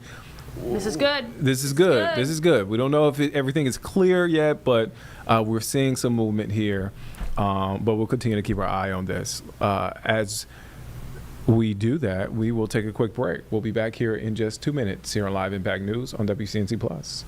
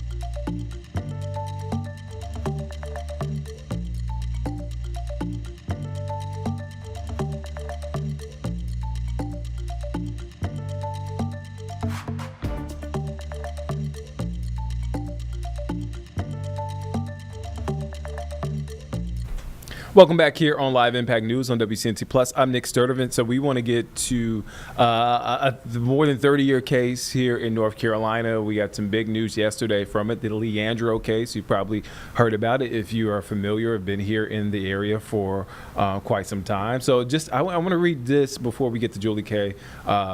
This is on the Raleigh News and Observer's website. Just a quick couple of sentences. So for 32 years, North Carolina leaders have struggled to define what it means when the state constitution says, quote, equal opportunities shall be provided for all students. The long-running Leandro School lawsuit has seen the courts go back and forth on what the courts can do to provide a, quote, sound basic education for North Carolina's 1.5 million public school students. I wanted to read that to kind of set you up. Again, this is a complex case, and that's why we have Julie K here to break it down for us. I'm gonna try. Yeah, but that's sort of what it is in a nutshell. Yeah, and so the impact of this is that millions and eventually billions, if it was to go through with all the years that it was planned, of millions of dollars are not going to some of these rural counties. Leandro has been through many iterations. It's a kind of a series of decisions. As you mentioned, this has been over 30 years that we've been talking about it, but it really started initially with 5 rural school districts suing and saying, we do not get the same resources for our students, equal resources for our students, therefore there should be some sort of supplement funding from the General Assembly. And so that supplement funding that they've been fighting for this entire time is not coming because of this ruling. There's a lot of discussion about the other impacts of what that means for the General Assembly. The core of what the decision is, and it was 4-3, so there were some dissents, I want to be clear, and they're very interesting, very long document, but very interesting that there was just a disagreement between many of these justices, and it wasn't necessarily along party lines. But basically what the Chief Justice said was the judicial branch, the courts, are not the place to have a conversation about educational policy. That should be left up to the General Assembly. And so that is kind of the impact for going forward, what this means that this has been overturned. I actually got a chance to speak with, of course, the NCAE, Association of Educators, who are very upset about this, and also former Supreme Court Justice, State Supreme Court Justice Bob Orr, who was actually on the court for some of these prior Leandro decisions. And so he kind of walked me through what this means, what happens now. Of course, the entire thing is just kind of thrown out, but he did say some of those other counties it's potential that they could put together a class action suit. Now, that wouldn't be cheap, and that wouldn't be easy, but there is a potential that that could continue in that way for them to still kind of push for funding, but at this point, it's over. Yeah, a lot of layers, and even working in Raleigh, it depends on depending on who you talk to is sort of, and it gets into semantics. There's a different definition of the fallout and what this all means. Go ahead, Julie. I was just going to say, there is kind of what I heard from former Justice Orr was he was saying we can't really jump to the conclusion from this. They didn't say that the General Assembly is the end-all be-all for funding, which is what a lot of lawmakers are jumping to that conclusion. And so there is disagreement even among current and former justices about kind of the implications of the case. So I do want to make that clear too. It's complicated. Very complicated. And we were talking about it before. And a lot of people, I'd see how people jump to that conclusion because policy does affect funding. So it is again, it's a back and forth, and this has been a decades-long conversation, concerns, debate, however you want to put it. Again, a lot to explain. Julie, you're putting the story together. We talked about how complicated it is.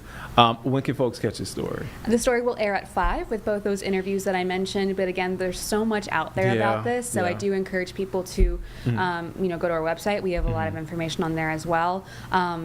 And it'll be interesting to see, what happens now, of course. I do want to be clear, too, of course, Charlotte Mecklenburg has released a statement saying they're not impacted, but that they, support the rural school districts that will be impacted by this. And so, it'll just be interesting to see if we get any more statements. Of course, Governor Josh Stein said he's not in support of this decision. So still seeing the fallout today, and I'm sure next week as well. Right. All right, Julie K, thank you. Covering all things politics. Julie K, thank you for stopping by. Thank you. All right, let's head to break. We'll be back here in just 2 minutes here on Live Impact News on WCNC Plus.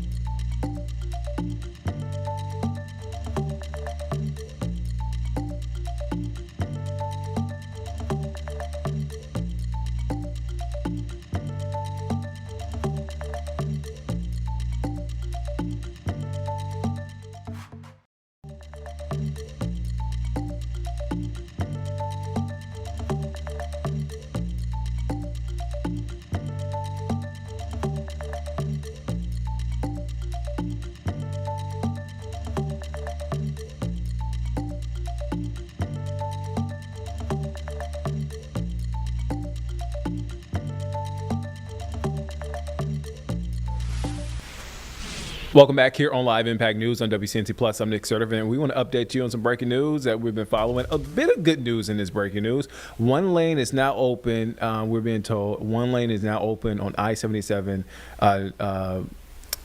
here near Rock Hill. I believe I said I-77 north earlier. I meant to say I-77. I believe the crash is in the northbound lane. In the northbound lane. Okay. I thought I misspoke. Again, I have a lot of tabs up right now. Okay. Yeah. All that stopped. So I did not traffic is trying to come north. Okay, so I did not misspeak. I'm sorry. All right, but I-77 nonetheless near Celanese Road, Rock Hill. You see a lot of that red. The good news is one lane is open, so traffic is flowing. So like when we last showed you the map and we last showed you the live picture, we noticed traffic starting to flow because it was at a standstill for a while. And again, crash is like right where that red alert icon is. So if you're on 77 North, it's just before you get to the Catawba River. Gotcha. So a bit of good news there for folks who are headed out of town, headed in that direction, maybe still have to work and are late getting back to work for maybe a lunch break, James. I don't know. But again, we are reaching out to SCDOT and the law enforcement to get more information on what exactly happened, what was involved in this crash, and the particulars surrounding that. So that is a live pic there, I-77 North there, near Celanese Road in Rock Hill, one lane back open. All right. It is Easter weekend. A lot of folks have plans, so we need to get you your forecast. Here's our full forecast. Meteorologist Brittany Van Voorhees. Happy Friday, everyone. Meteorologist Brittany Van Voorhees here with WCNC Charlotte. This weekend is going to be a tale of kind of two different planets that we'll be on.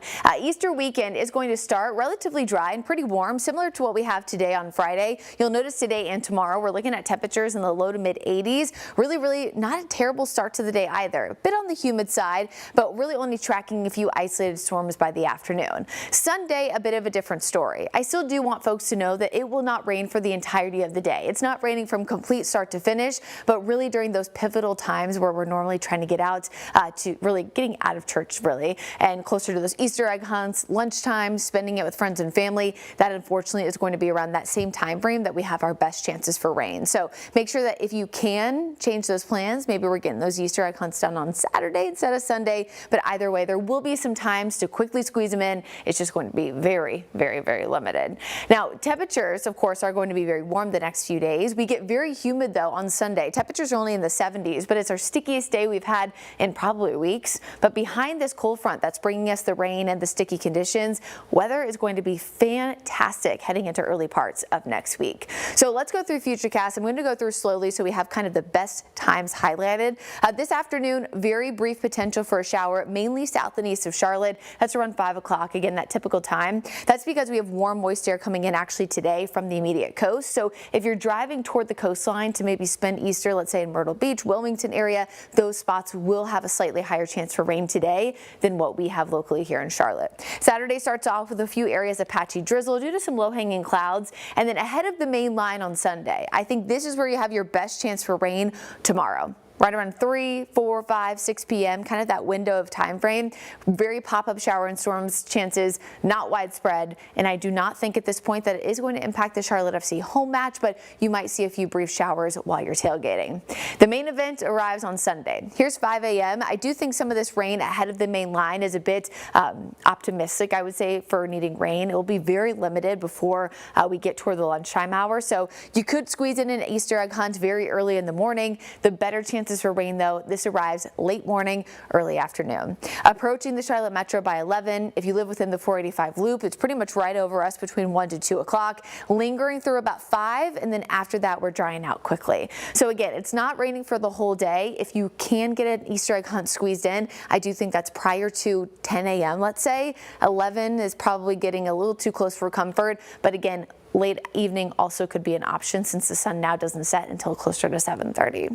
Futurecast rainfall shows that we will see rainfall accumulation for most of the area. It's just not much, 1/4 of an inch to 1/2 of an inch. So it's something, and again, we'll take it. Unfortunately, though, 0.36 is this Futurecast, which remember, this is guidance, not gospel. It's not this exact particular number, but 0.36, that's what we're getting Sunday. We need 13 inches over the next month to not only get out of drought conditions, but also get back to normal. So again, it's unfortunately nothing that we need, but again, we'll take pretty much everything. If we could see a day like this maybe once or twice a week, we would definitely be on a better pattern shift. Long-range rain chances, unfortunately, after Sunday, you can see plummet to 0 for the rest of the week. Now, as we look at your Jerry Hunt Supercenter 7-day forecast, you are going to notice that after the rain on Sunday, things are actually really nice. Early next week, we're dropping exactly to where we should be. 40s in the morning, 60s and lower 70s in the afternoon. Could be a few mornings, though, where the Charlotte area is in the low 40s. That means we could see some outlying areas getting close to those frost conditions. That'll be especially Tuesday, Wednesday, Thursday mornings. So if you live on the outskirts of town, make sure you're keeping a close eye on the forecast and your plants. All right, that's your forecast. We are following more breaking news. A crash there on the Clanton Road exit. So this is a truck crash on the northbound side of things there on northbound ramp, I should say, on I-77 near Clanton Road. So basically, if you are on Clanton Road, Circle K is there on your right, and you're trying to go towards Uptown on 77, that's blocked off. So you see there, that's a fire truck. There's a truck that appears to be involved, and CMPD also there blocking those lanes there. But again, truck crash there on I-77 northbound ramp near Clanton Road. Go ahead, James. This is our station tower camera, and we're looking at the off-ramp from I-77. I-77 northbound here, as if you were getting off at Clanton. You can see some of those traffic cones there that are prohibiting you from going left on Clanton as if you were going to go towards the 7-Eleven. So I guess that would be west. So you can go right towards Tryon, but you can't go left onto Clanton. But of course, the bigger impact, of course, comes from that traffic camera. Looks like there's some folks walking along the truck now, maybe doing an inspection of sorts and checking out the scene here. But certainly looks like that tractor trailer is involved in some sort of crash. And That's that turn you make there from Clanton to go left onto I-77 northbound. You kind of merge with the traffic that's coming from the opposite direction. I think they might have a yield sign there. Yep, it's a yield sign. Yeah, so I don't know that there's another vehicle involved or not because we can't see the other side of the truck, but I'm just trying to describe a little, set the scene for what that interchange is like. Yeah, and you know, James, in the next hour or so, that's when it gets really clogged up in that area. That's when that the afternoon, late afternoon, evening traffic starts. So I'm sure crews there, law enforcement there, try to figure this out and get it cleaned up as quick as possible. But again, if you are near the Clanton Road exit along Clanton Road, just be aware of this truck crash there on that northbound ramp near Clanton Road. All right, let's head to break. We'll be back here in just 2 minutes here on Live Impact News on WCNC Plus.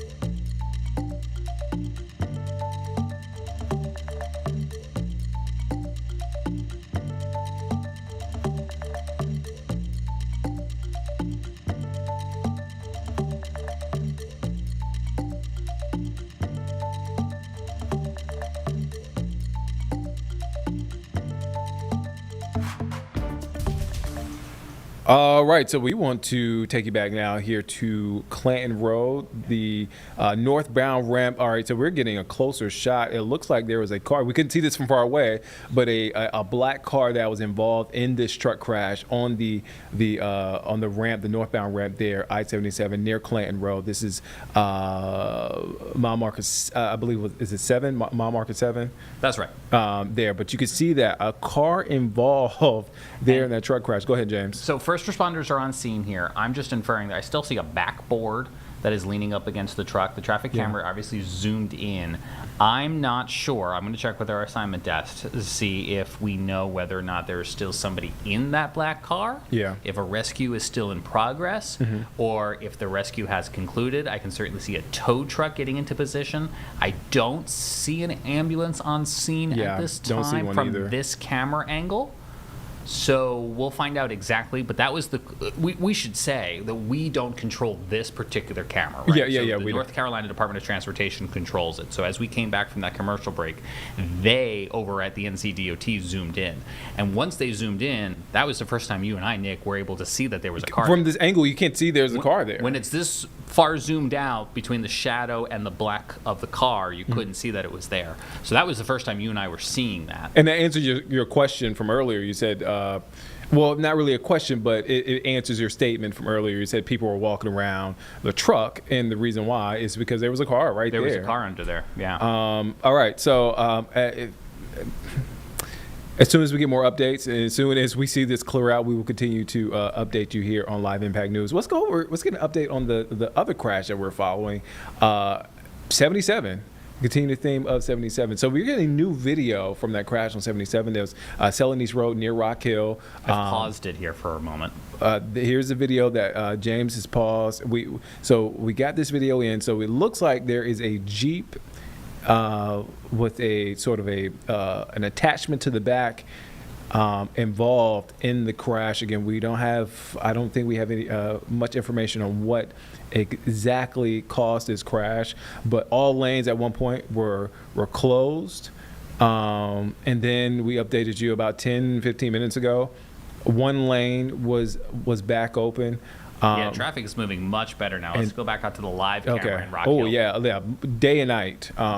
Traffic is moving pretty smoothly, so it looks like crews are clearing out, continuing to clear out whatever happened with this crash. But again, if we go back to that the screenshot of that video, and then we got into our newsroom, it looks like there was a Jeep involved in this crash. You can see their authorities there on scene, South Carolina troopers there.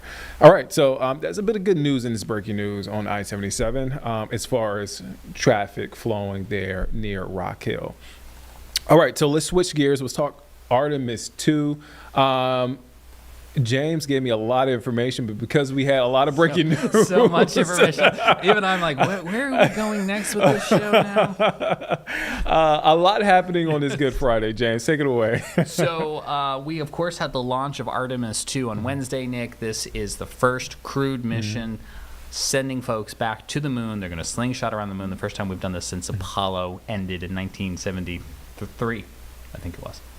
But the flight director, the person who is in charge of overseeing the successful launch of the Space Launch System, SLS, and the crew from Kennedy Space Center there on Wednesday. Her name is Charlie Blackwell Thompson. She is an alum of Clemson University, a friend and a loved one of upstate South Carolina. And she spoke from the firing room at Kennedy Space Center after it launched. And I will be honest with you, Nick, when we were doing live coverage on Wednesday, I was watching the live feed to see if she was going to speak, because she gave a wonderful speech after Artemis 1 launched in 2022, and I thought, I bet you she's going to do the same. And it didn't come down live, but NASA did a release of a bunch of videos today, Nick, and one of those videos they put out was the speech that she gave on Wednesday. And I'm going to tell you, I haven't listened to it yet, but we're going to play it with you right now here on Live Impact News, and we're going to hear it all together.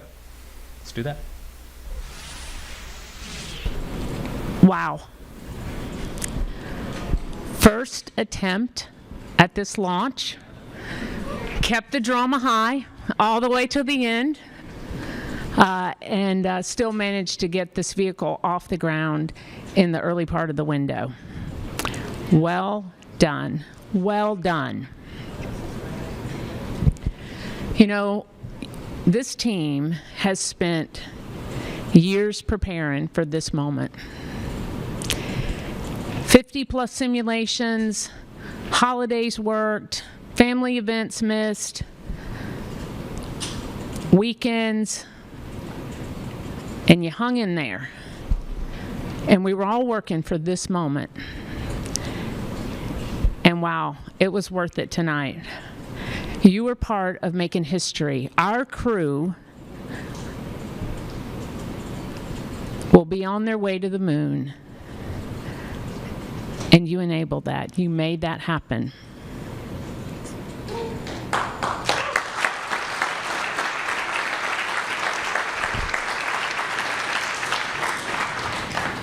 And I don't know how many of you, I grew up, I remember those last Apollo missions. I don't remember the first ones, but I remember the last ones. And I remember watching with curiosity and awe. And I remember the first time that I walked into this firing room 1. I don't know if I should put this number out there, but most of you guys know this is true. When I was 22 years old, and I wanted to be a part of a shuttle launch team. I watched those heroes that came before us with admiration, those problem solvers, the folks that took on the hard challenges and knocked them down. And tonight, or today, that's how folks are looking at you. The problem solvers, the folks that made this milestone happen. I hope you take a moment and enjoy it.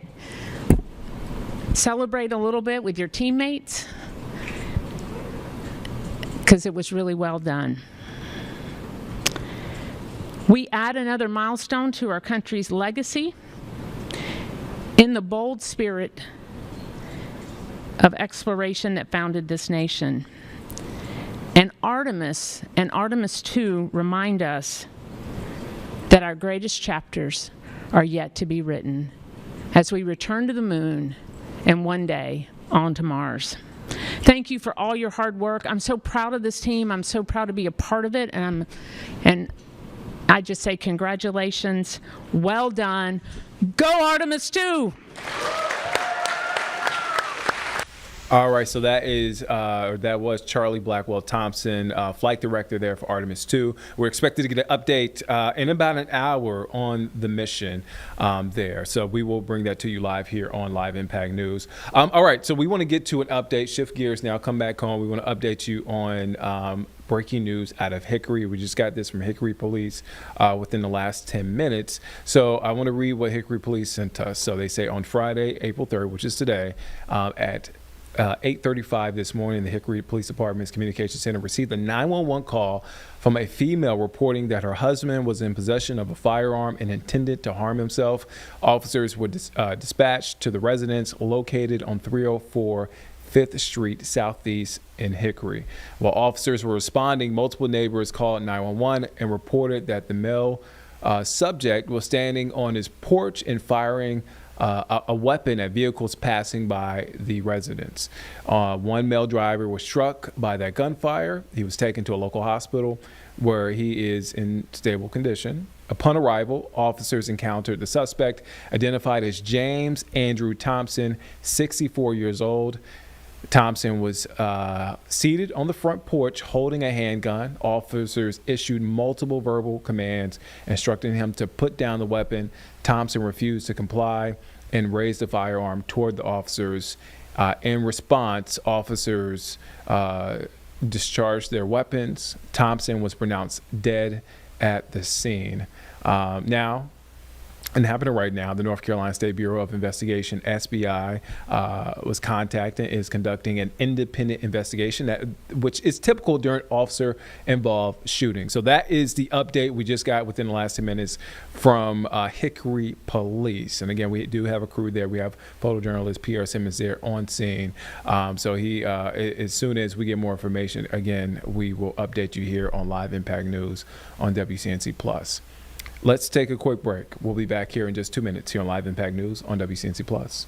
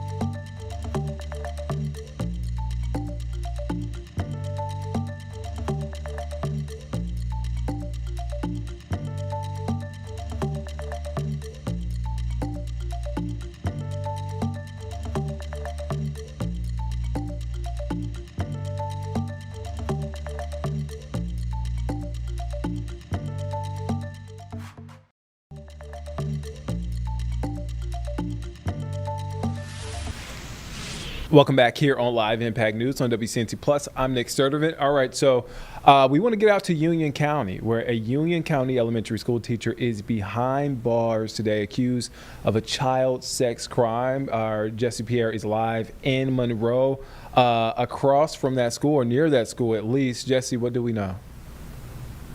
Yes, I am actually right across from Benton Heights Elementary School. And so 31-year-old Zachary Winchester, he was actually arrested yesterday, and he is facing indecent liberties with a child under 16 years old. That's the charge that he is facing, and he's being held without bond right now.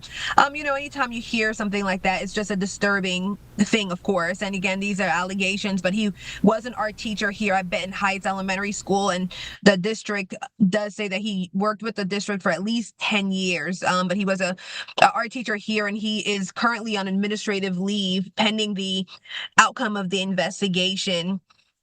Now, I did speak to Union County Sheriff's Office as well. They do say that this is an ongoing investigation. They did not confirm how the two met, how the two were communicating, but they did say that there were electronic devices that were seized that are being, combed through by digital forensic analysts and so forth. That's in their crime lab. So, there's a lot more investigating and work that's being done on this case, and more charges could come depending on what else is found, right? I did speak to folks in the area. And again, it's just you kind of get the same comments, right? It's just disturbing. This is a teacher who is supposed to be, working with kids, who has access to young kids all the time. And so these charges are really disturbing, of course.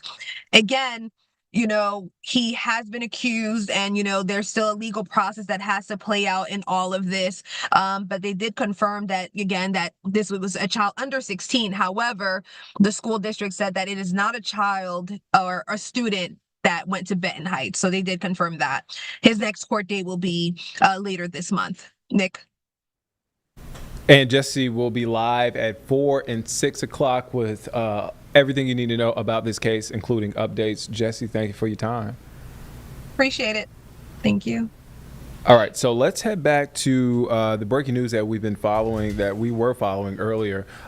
This is I-77 with that northbound ramp near Clanton Road. This is a car that, when we zoomed in last time we checked in, was underneath the truck. So that truck has moved, and now we see there that car is on that tow truck, ready to be hauled away. No reports so far of any injuries so far.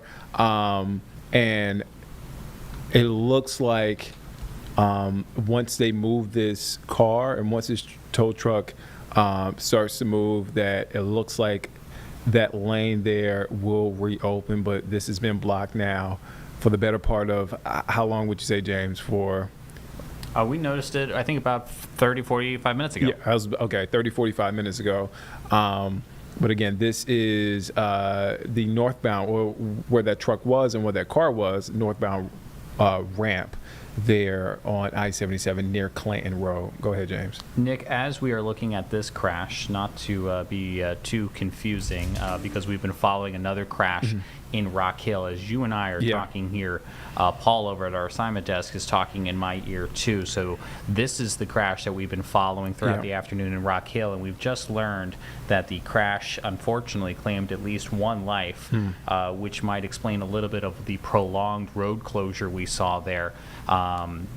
Paul from our assignment desk posting in content internally here that this crash near I-77 at mile marker 82 did claim a life, which occurred at about 10:30 this morning. If you want to share with the audience a little bit more of what we've just literally learned moments ago. Yeah, I want to read what Master Trooper Hannah Davison sent us today in York County. So this is, again, Master Trooper Hannah Davison reporting a deadly collision there that occurred this morning at 10:29 this morning on I-77 at the 82 mile marker northbound. This collision is involving two vehicles, a 2014 Jeep Wrangler towing a utility trailer, which you see right there on your screen, and a 2018 Jeep Renegade and a pedestrian. So this collision occurred when the 2014 Jeep Wrangler was disabled in the middle of the roadway, and the pedestrian was standing outside of the vehicle. a 2018 Jeep Renegade, also traveling northbound, struck the pedestrian, the driver of the 2014 Jeep Wrangler. So again, that 2018 Jeep Renegade traveling northbound hit the person who was outside of that 2014 Jeep Wrangler, who happened to be the driver of that 2014 Jeep Wrangler. Now, the collision under investigation by South Carolina Highway Patrol. And unfortunately, as James noted, that person who was hit died from their injuries there. So we haven't gotten a name on who this victim was, but again, an unfortunate situation there on I-77 there. But again, it looks like from what we saw earlier, lanes had mostly, for the most part, reopened. But again, such a tragic situation. Somebody lost their life there in this crash. Yeah. All right. So again, I know a lot to sort out. We've been covering multiple crashes along I-77, but this one is in reference to the one near Rock Hill, I-77 northbound near Rock Hill, near Celanese Road. All right, let's take a quick break. We'll be back here in just 2 minutes here on Live Impact News on WCNC Plus.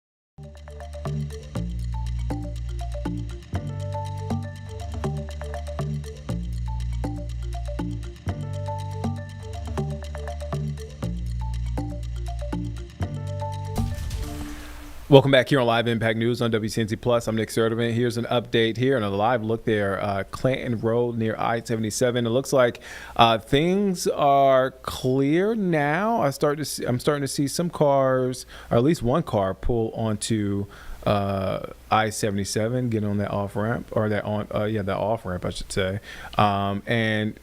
CMPD looks to be pulling away. Yeah, and it looks like there's only one CMPD car there, but the road is open. Folks are driving through on Clanton Road there. So again, just to catch you up, a truck crashed there on that northbound ramp on Clanton Road involving a truck and a black car.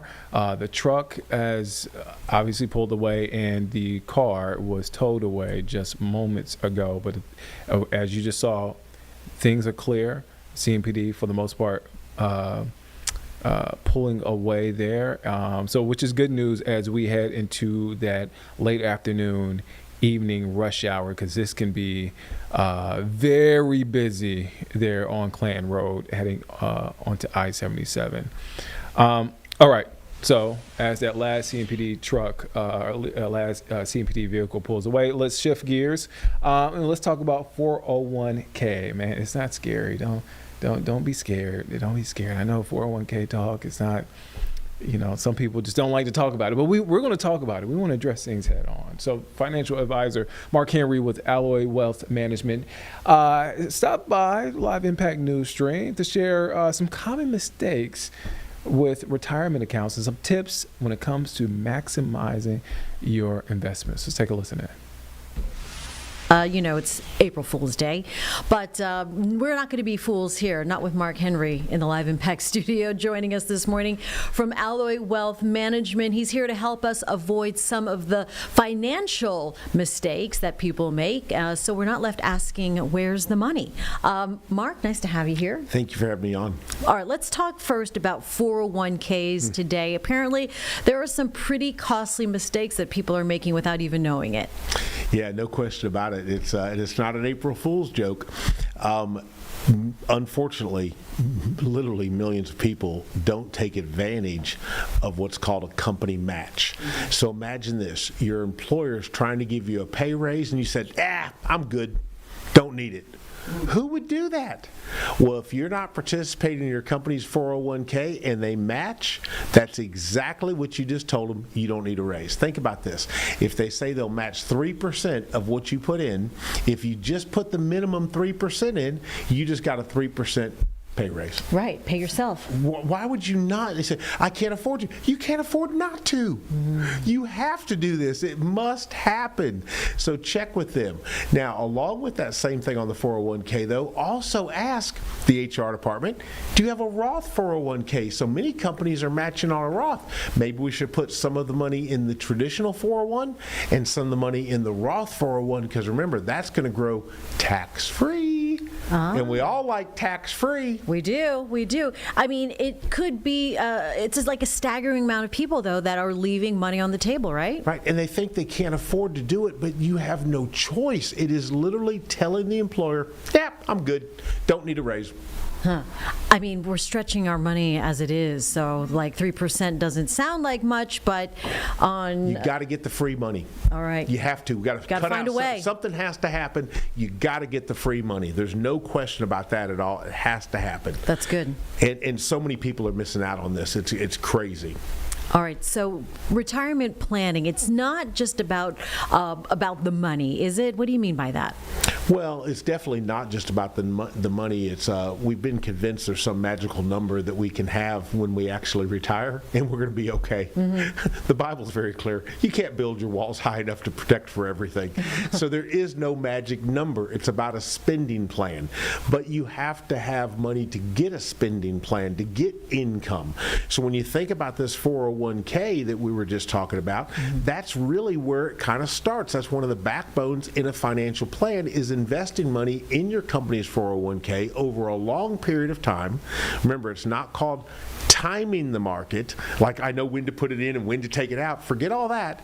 It's time in the market. Time in the market. So if you start investing today and you continue to do that for a long time, guess what happens? Magically overnight, you go, oh, I've actually accumulated a good bit of money. That's when you can start to transition that into something called an income plan.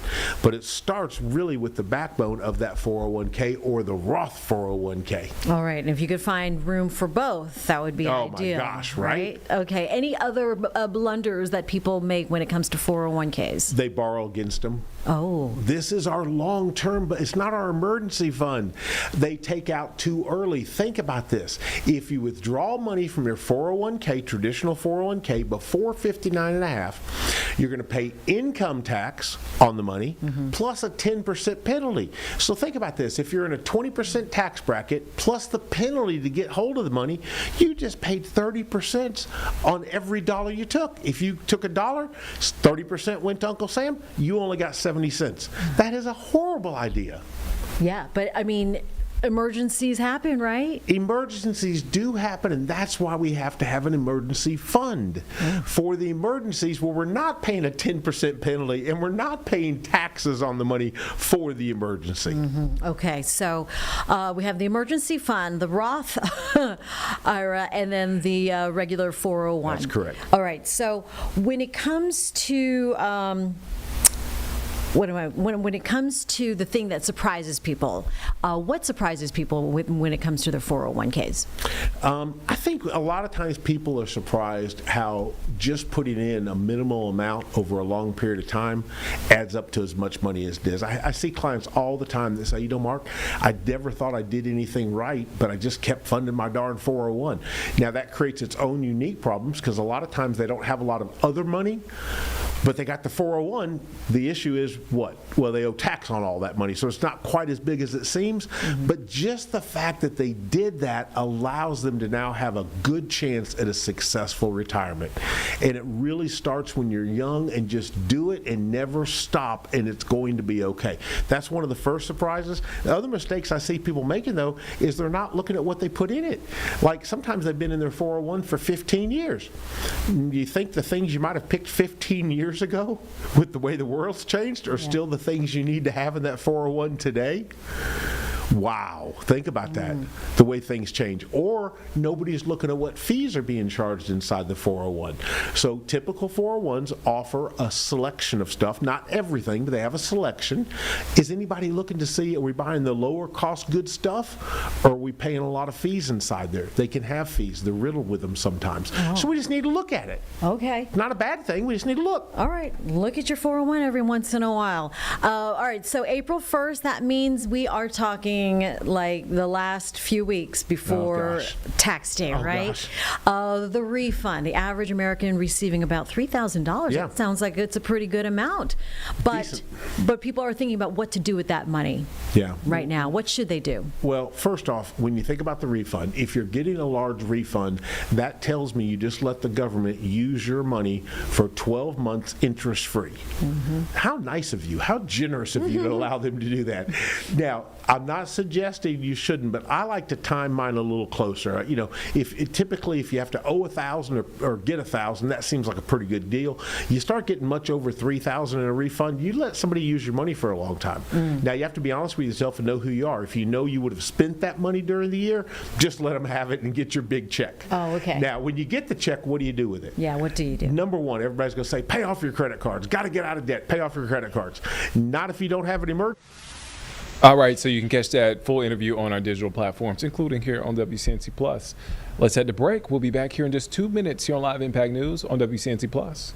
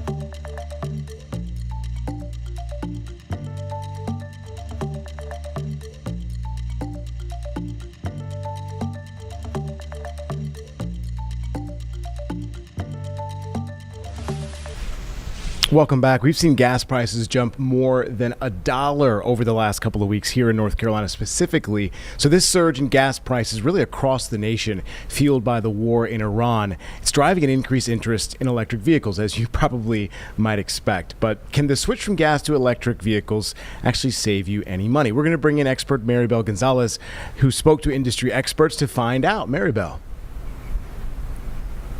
Hi, Colin. Well, they tell us that it really depends on where you are in your search. If you were already planning on buying a new car, that switch makes sense. But they say acting based only on gas prices can end up costing you a lot more in the long term. We are on track to complete all of America's military objectives shortly, very shortly. President Donald Trump addressed the nation this week, saying the war in Iran could end soon. But in the meantime, gas prices continue to climb. The national average price exceeding $4 a gallon for the first time in nearly 4 years, according to AAA. The surge at the pump has some searching for alternatives. A fifth of our website traffic was based on electrified vehicles, but that number is closer to 24, has been closer to 24 the past couple weeks. Edmunds consumer insight analyst Joseph Yoon said online browsing isn't necessarily translating into EV sales. There's multiple reasons for this. The biggest being that the tax credit, the $7,500 tax credit for EVs went away in September. It's also due in part to the price tag. On average, electric vehicles cost about $6,500 more than the gas-powered cars, according to Cox Automotive. New car prices are already close to $50,000. Not only are the cars expensive, the money is expensive. Interest rates have been hovering around 7% for a long time for even the most well-qualified buyers. In the long term, electric cars can save drivers money as they end up paying less for fuel and maintenance. So should you switch to EV? It's going to cost you so much more money than what you're going to be paying at the pumps. But if you're in the market for a car right now, I think it's worth considering an alternative powertrain. Now, another suggestion from these experts, if you are in the market for an electric vehicle, is consider buying a used one or vehicles that are just coming off the lease and back into the dealerships. Colin? Well, the follow-up here would be, how are EV manufacturers demanding, or I guess responding to this demand of electric vehicles? Have you heard about that? So we know that in previous years there was automakers poured billions of dollars into the electric vehicles, but we know that these purchases have fallen from about 30,000 vehicles last year from 1.23 million to 1.2 million. Now that is driven by the end of the tax credit that we mentioned earlier. The prediction is that there will be another significant drop this year. All right, Maribel Gonzalez with CNN. Maribel, thank you so much. Appreciate your time. All right, folks, we're going to turn now to a weather impact update with our weather impact team. Brittany Van Voorhees is going to take over that for us right now and update us as we go into the weekend. Let's listen in. Happy Friday, everyone. Meteorologist Brittany Van Voorhees here with WCNC Charlotte. This weekend is going to be a tale of kind of two different planets that we'll be on. Easter weekend is going to start relatively dry and pretty warm, similar to what we have today on Friday. You'll notice today and tomorrow we're looking at temperatures in the low to mid 80s. Really not a terrible start to the day either. A bit on the humid side, but really only tracking a few isolated storms by the afternoon. Sunday, a bit of a different story. I still do want folks to know that it will not rain for the entirety of the day. It's not raining from complete start to finish, but really during those pivotal times where we're normally trying to get out to really getting out of church and closer to those Easter egg hunts, lunchtime, spending it with friends and family. That unfortunately is going to be around that same time frame that we have our best chances for rain. So make sure that if you can change those plans, maybe we're getting those Easter egg hunts done on Saturday instead of Sunday, but either way there will be some times to quickly squeeze them in. It's just going to be very limited. Now temperatures of course are going to be very warm the next few days. We get very humid though on Sunday. Temperatures are only in the 70s, but it's our stickiest day we've had in probably weeks. But behind this cold front that's bringing us the rain and the sticky conditions, weather is going to be fantastic heading into early parts of next week. So let's go through Futurecast. I'm going to go through slowly so we have kind of the best times highlighted. This afternoon, very brief potential for a shower, mainly south and east of Charlotte. That's around 5 o'clock, again, that typical time. That's because we have warm, moist air coming in actually today from the immediate coast. So if If you're driving toward the coastline to maybe spend Easter, let's say in Myrtle Beach, Wilmington area, those spots will have a slightly higher chance for rain today than what we have locally here in Charlotte. Saturday starts off with a few areas of patchy drizzle due to some low-hanging clouds, and then ahead of the main line on Sunday, I think this is where you have your best chance for rain tomorrow. Right around 3, 4, 5, 6 p.m., kind of that window of time frame. Very pop-up shower and storms chances, not widespread, and I do not think at this point that it is going to impact the Charlotte FC home match, but you might see a few brief showers while you're tailgating. The main event arrives on Sunday. Here's 5 a.m. I do think some of this rain ahead of the main line is a bit optimistic, I would say, for needing rain. It will be very limited before we get toward the lunchtime hour, so you could squeeze in an Easter egg hunt very early in the morning. The better chances for rain, though, this arrives late morning, early afternoon. Approaching the Charlotte Metro by 11. If you live within the 485 loop, it's pretty much right over us between 1 to 2 o'clock, lingering through about 5, and then after that, we're drying out quickly. So again, it's not raining for the whole day. If you can get an Easter egg hunt squeezed in, I do think that's prior to 10 a.m., let's say. 11 is probably getting a little too close for comfort, but again, late evening also could be an option since the sun now doesn't set until closer to 7:30. Futurecast rainfall shows that we will see rainfall accumulation for most of the area. It's just not much, 1/4 of an inch to 1/2 of an inch. So it's something, and again, we'll take it. Unfortunately, though, 0.36 is this Futurecast, which remember, this is guidance, not gospel. It's not this exact particular number, but 0.36, that's what we're getting Sunday. We need 13 inches over the next month to not only get out of drought conditions, but also get back to normal. So again, it's unfortunately nothing that we need, but again, we'll take pretty much everything. If we could see a day like this maybe once or twice a week, we would definitely be on a better pattern shift. Long-range rain chances, unfortunately, after Sunday, you can see plummet to 0 for the rest of the week. Now, as we look at your Jerry Hunt Supercenter 7-day forecast, you are going to notice that after the rain on Sunday, things are actually really nice. Early next week, we're dropping exactly to where we should be. 40s in the morning, 60s and lower 70s in the afternoon. Could be a few mornings, though, where the Charlotte area is in the low 40s. That means we could see some outlying areas getting close to those frost conditions. That'll be especially Tuesday, Wednesday, Thursday mornings. So if you live on the outskirts of town, make sure you're keeping a close eye on the forecast and your plants. All right, folks. So it looks like we're in for at least a pretty good weekend, I would say. I mean, I know people don't necessarily want to have the rain on Easter weekend, but we need the rain. And as Brad has been talking about, you'll continue to hear him say, we are really behind in the drought. And we're so far behind that not only could we go through the summer, potentially into the fall, really behind as well, which is not good for obviously the growing season, for the farmers that put all of that fertilizer down. And, you know, we're in the heart of the growing season now, or I guess close to it, right, James, with, you know, April, the tax day being really close. We're expecting the last freeze to be done and over with here very soon. Okay, so there you have it, folks. All right, we're going to get to some live, I guess, footage of the astronauts above the Earth. They sent an amazing picture earlier of the Earth, and I'm believing that's the moon, maybe, right, in the far off distance there. I'm going to be honest with you. I'm not sure if that's the moon. That might be the Earth. Or maybe it's Earth. Yeah, if that's the Earth, that's wild. I mean, just to kind of put this in perspective again, it's more than 300,000 miles away from the Earth, right? So crazy to think about. So yeah, let's go to this and listen in as they get their day started today on the Orion capsule. Houston Integrity, we're ready for morning DPC. Good morning, Integrity. We are so happy to be on board with you today. You guys look great. That cabin config looks amazing. We would love to be on board as much as possible today. We'll stop streaming for the family conferences, but would request to come back on board afterwards to share your mission with the world. I have quite a number of topics for you today. I'll start with trajectory. We are actually going to continue evaluating the need for OTC-1 based on the small magnitude of the burn. We'll have an update for you later. A couple of vehicle statuses. In order to address what we saw last night with the small increase in ox tank pressure accompanied by a small decrease in the ox helium tank pressure, we did some to do some troubleshooting. We closed the valve ox helium ISO 1. You can see this on the top left of your prop ohms plus X page. We're continuing to look at that. Don't have a full story for you yet.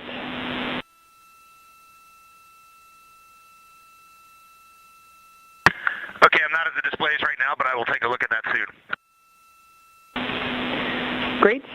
And then just a reminder for the memorized response for the manifold run box, +X manifold run box fail message we saw last night.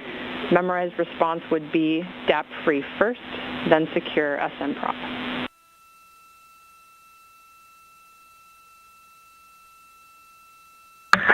Yeah, 100%.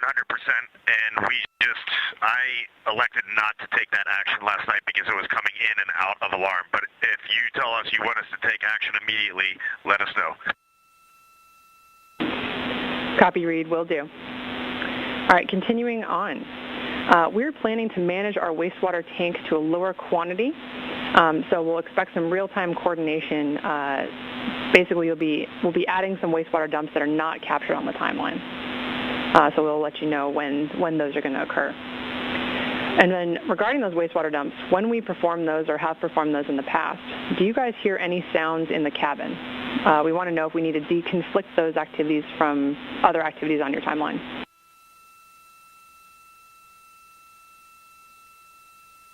No sounds, but it is certainly visible. Copy that. Thanks. All right, regarding the PWD delayed flow termination, we wanted to let you know that this is actually behavior we've seen on the ground, but we'll still take any data that you gather from the flight. And there are some prompts in the mission summary for that. We can turn to that at the end of this update.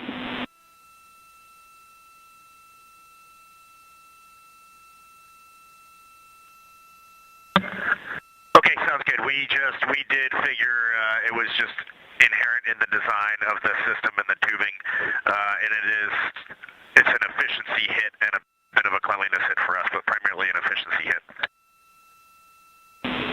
Copy. Good report. All right, moving on to PCDs. This is just a reminder that PCD 3 will need to be hardlined for the family conference.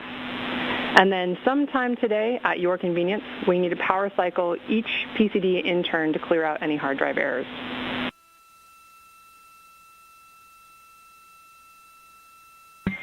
Copy that. We'll get on that after DPC. Great. And then finally, some feedback on science collection. This is the first time you performed saliva collections. Any feedback or concerns you want to pass along?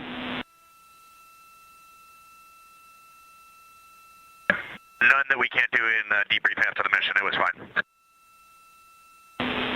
Okay, copy all. Now we are ready to take any answers you have from the mission summary and answer your questions.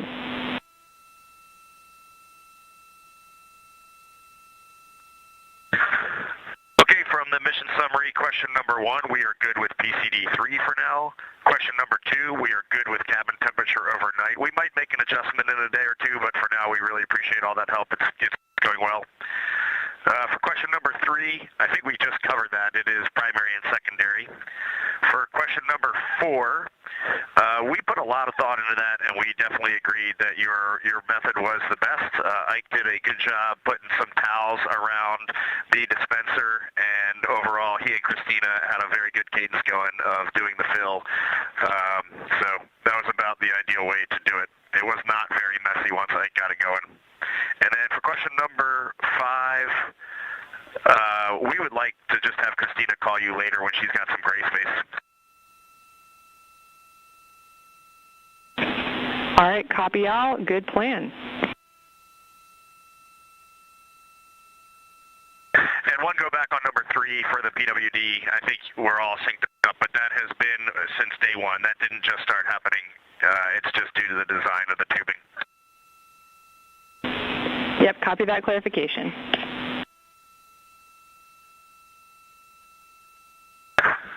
All right, it was really great to wake up this morning and look out the window and see the full moon off the front of the vehicle. There's no doubt where we are heading right now, and really appreciate all the work down there.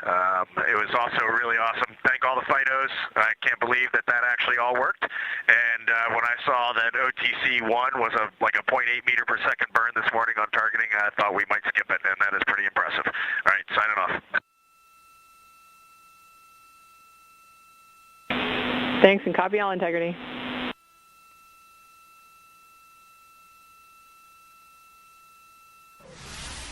All right, so we're back, guys. Orion is more than 70,000 miles from Earth at this point, probably closer to 100,000 or maybe even more than that.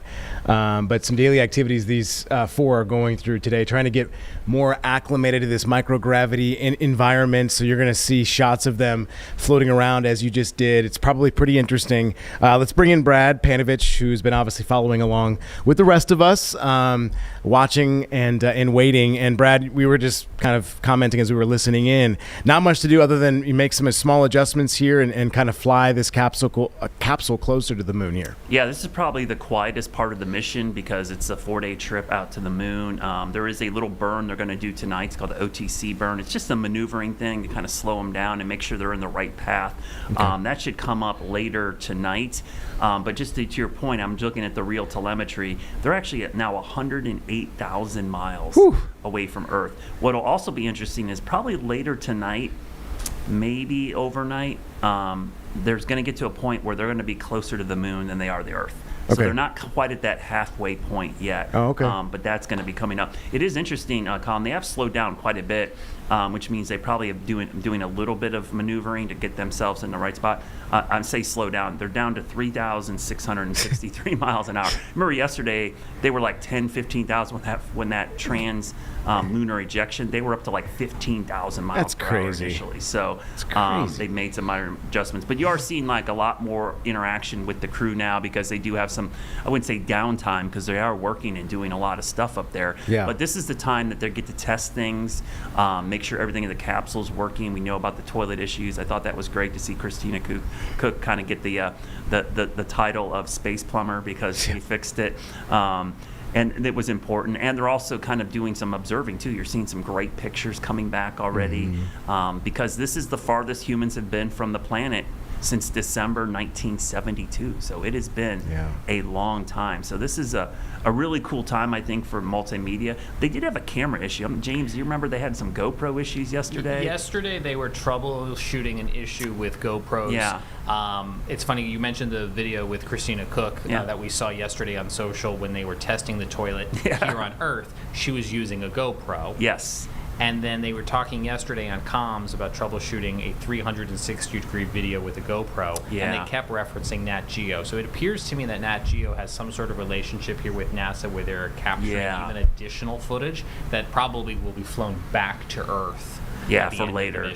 Yeah, and so I've been getting a lot of questions. People are like, oh, it's 2026. Where's the 4K video feeds and stuff? Well, actually, Brad, have you seen the 4K video of the launch that came out today? I have not. But, okay, I'm going to cue it up. Yeah, I'm guessing, though, like to your point, James, that a lot of this is stuff they're working through, and maybe a lot of it we'll see after the fact. We're not getting live transmissions, but we're going to see this video afterwards. So, and they are troubleshooting, it seems like, communication issues with some of these cameras. So, I'm sorry, Colin, if I'm stealing the show. No, I'm not stealing the show. But Brad reminded me that NASA did a video dump today. That's what I'm calling it, where they uplinked all new video. So, Brad, your monitor is there to your left. Yes. This is video from Wednesday's launch. This is new video released today.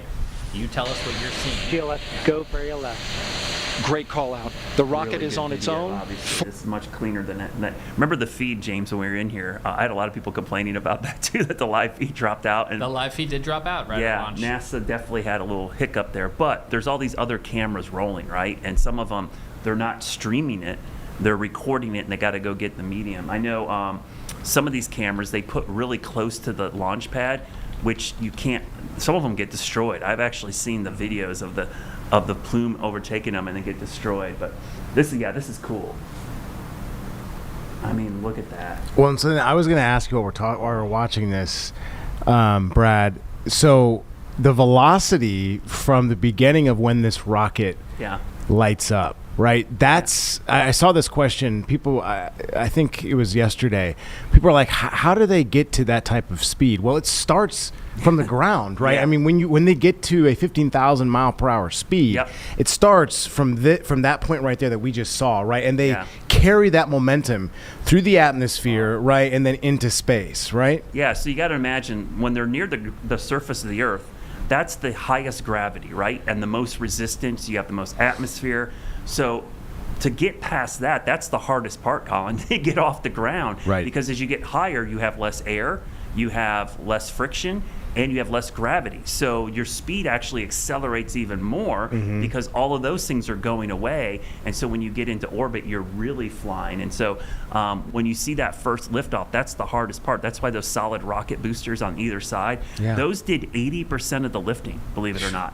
80%. They're like Roman candles. Once you light those things, they go off, and there's no stopping those because it's solid rocket fuel that goes all the way through. In the middle, it's the liquid rocket fuel, which they use to get themselves eventually into orbit. So, and here, Brad, is new video of these solid rocket boosters being jettisoned off of the Space Launch System post-launch.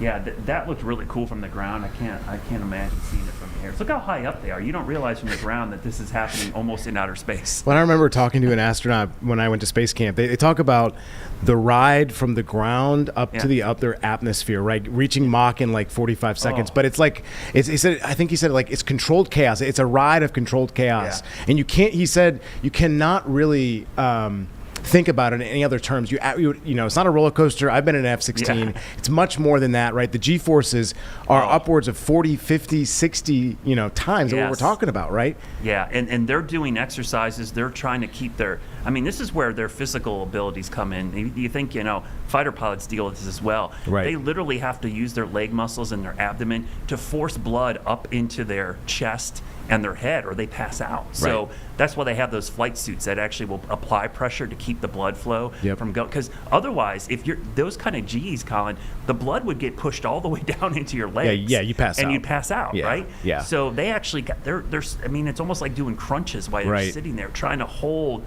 all that up there. So it's physically demanding, on top of the fact that they are probably super excited as well. I don't think there's much you can prepare you for, because I think part of you is like, okay, you're going through this physical exertion, but you're also like super excited. Like, well, he did say any fighter pilot who's ejected from an airplane has gotten close to that, or if you've been launched off the side of an aircraft carrier, you're close. Yeah, because those type of G's at that type of speed and that type of distance, and it's quick. It's like it's from 0 to those G's. Like that, Well, I'll never forget the bladder that I had to wear for being in an F-16. It's not even compared to it's much more pronounced for your astronauts, but it seals up with air, and when you're hitting those upper G's, 7 and 8 and 9 G's, it actually fills higher, right? And you have to breathe. It's crazy. So at one point, the guy was like, "Listen, stop! You're going to hyperventilate."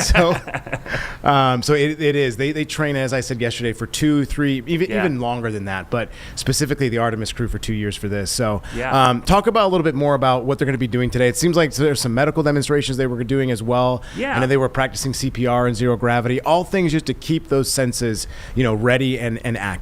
Yeah, they're also exercising. So they're using that flywheel thing. And people are like, well, it's a 10-day mission. What they exercise for? For what you just said, Colin, they're going to go back through G-forces when they come back. Even worse. So they've got to maintain their muscle tone and some strength, right? Because in 0 G, right, you don't realize just us sitting here in gravity, you are using your muscles to just keep your body up. In outer space, you're not using anything. I was listening to it was an astronaut that was on CNN today, and he was talking about one of his favorite things about being in space was sleeping. And he made a good point. He's like, this will be the spa of the future, because when you go to space, there's no like sleeping wrong on your shoulder. Every muscle in your body gets relaxed because there's nothing pulling on it. He says it's the best sleep you'll ever get, because you don't pinch a nerve, you're not sleeping on your shoulder, your arm doesn't fall asleep, or your leg, because there's no gravity. It's like, it is such a peaceful sleep, but that also causes your muscles to kind of atrophy a little bit because they're not working. And they've even noticed your heart and lung capacity will go down while you're in space, because it isn't having to work as hard because there's no gravity it's fighting against. So exercise for them, Colin, is a big part of keeping their physical abilities, because when they come back down, those G's, it's going to be the other way as they start splashing down. So that's going to be a big part of it. And also, they're going to go through some emergency testing stuff. You talked about some maneuvering. I know at certain times they're going to not completely shut off, but they're going to allow for them to manually maneuver a little bit, just to get a feel for in case the computer shuts down and they have to manually adjust. And they'll also test a lot of those life support systems. And the CPR thing, if they do have a medical emergency, they all are going to be first responders. So they have to practice some of that and go through that. All of this stuff is testing. We talked yesterday about I've had a bazillion questions online. People are like, how come we're not landing on, Artemis 2? Well, it's going to be Artemis 4. You got to remember, there were 17 Apollo missions, right? That's right. They did not even get to the moon till Apollo 8. Yeah. And they didn't land for 2 missions after that. That's right. We're going to do this in a lot fewer missions, only 4, and we're going to land. So right now, this fly around is like the equivalent of Apollo 8, and we're doing it with Artemis 2. So it is happening quicker and easier because of our technology, but we still need to test it, and so that's what they're doing. It's all new equipment.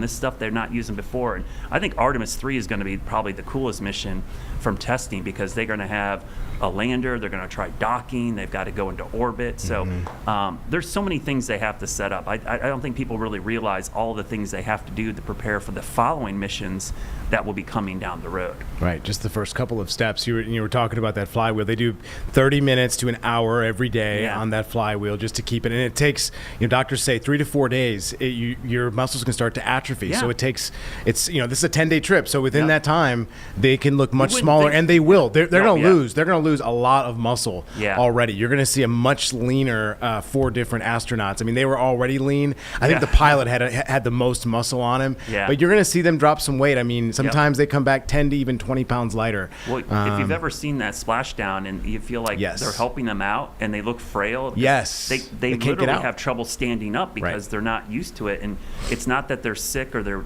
it's just their bodies are having to adjust. The only way I can imagine it feels like, if you've ever gone skiing or roller skating for like hours and then you take them off and it feels like you're still on them. Ski boots. They probably get out and their body just feels weird because now there's gravity pulling on them. So it takes a while for them to adjust, and their lung and heart capacity will be affected. We've noticed that in almost every astronaut that comes back from space. So that flywheel thing's really interesting. They have to pack all that exercise equipment in a small package. It is kind of a cool thing when you think about it. It's all kind of stored in the floor, but it's engineered, right? Yeah, they can do like cardio. They can do like almost like weights. It's all with this one system. It's actually a pretty cool, for people that are into exercise and fitness, it's kind of cool that they pack that thing. It can do everything. It's like an all-in-one gym up there. I kind of want one of those. I just want to point out, gentlemen, that the pictures on the right side of the screen right now are live from inside the Orion capsule. What do you think they're talking about? I'm listening to them on the comms right now talk with Houston. What do you think? What everyday occurrence do you think they are talking about? And no, it's not the toilet. The weather? No, it's not the weather. They don't have to worry about that. Man, I would just. It's got to be sports. Well, that or maybe just like how long they've been training, right? So you think about it, and then you probably talk about well, what are the contingency plans for today? They probably have gone through all of that already. So I don't know. That's a great question. They're talking about taking out the trash. Yeah, maybe. Really? They're talking about ejecting the trash and collecting the trash. And ejecting the waste. Yes. That is what they are talking about right now. Yeah, the ejecting the waste is actually a big deal, because I remember the shuttle missions, they had issues where the ejection froze because it clogged up the ejection tube, and they had to do a spacewalk to actually fix that. And they've been talking about how cold it is inside Orion. Yeah, well, you notice the sweatshirts and stuff they have on. Yeah, it's freezing, obviously. Oh, yeah. I mean, that thing is insulated. They do have climate systems, but they want to conserve as much power as possible, so they're not going to use that for heating. Yeah, so they're gonna dress appropriately. Yeah, it's thousands degrees below Celsius in some cases, or below Fahrenheit. It's super cold out there. Everything would freeze instantly, and so they're going to be cold. I mean, you would expect that in space, and their life support systems are going to help keep them warm. But I think they're going to use that. That's one thing. If I was up there, I would think about saving power all the time, because you just never know when you might need it for something else. So it'll be interesting. And they're getting farther away, where the solar panels probably are getting a little bit less sunlight to recharge everything. Well, I think about those movies about Apollo, right? And having to save literally every ounce of energy or every little bit of fuel, right? Because they had to maneuver here or there.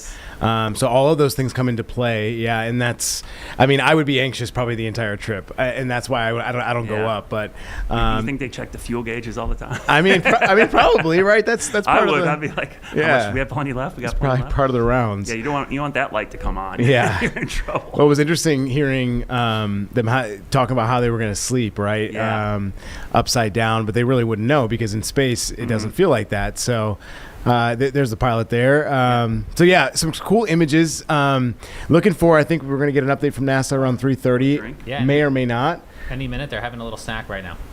Maybe we'll take a 2-minute break, and maybe Brad can stick with us, and we'll come back on the other side. See you in 2.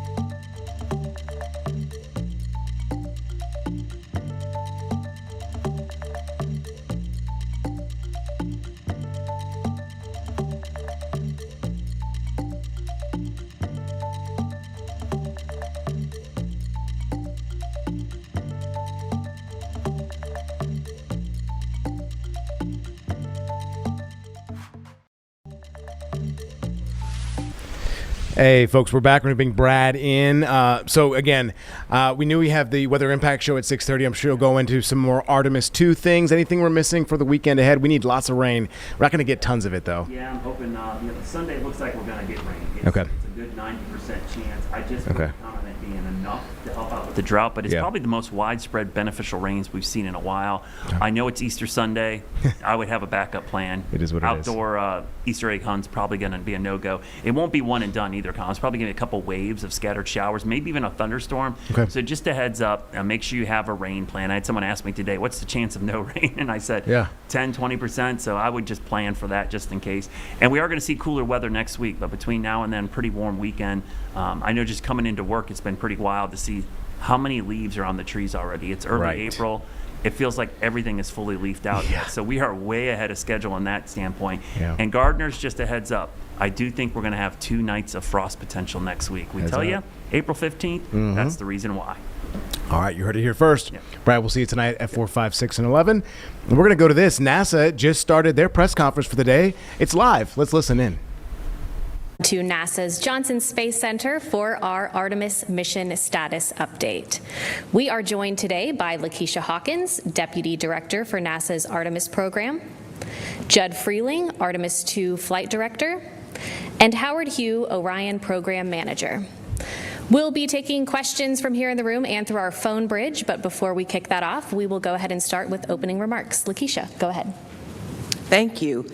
And welcome to the 3rd day of Artemis II. We appreciate the continued interest from around the world in the mission and in our crew. Since yesterday's translunar injection burn to send the crew around the moon, the mission continues to perform well overall, and the crew is in great spirits. Currently, the crew is more than 100,000 miles from the Earth and about 150,000 miles to go away from the moon. Victor said that we call amazing things that humans do moonshots for a reason. And indeed, this is literally and symbolically our moonshot that we're in the middle of.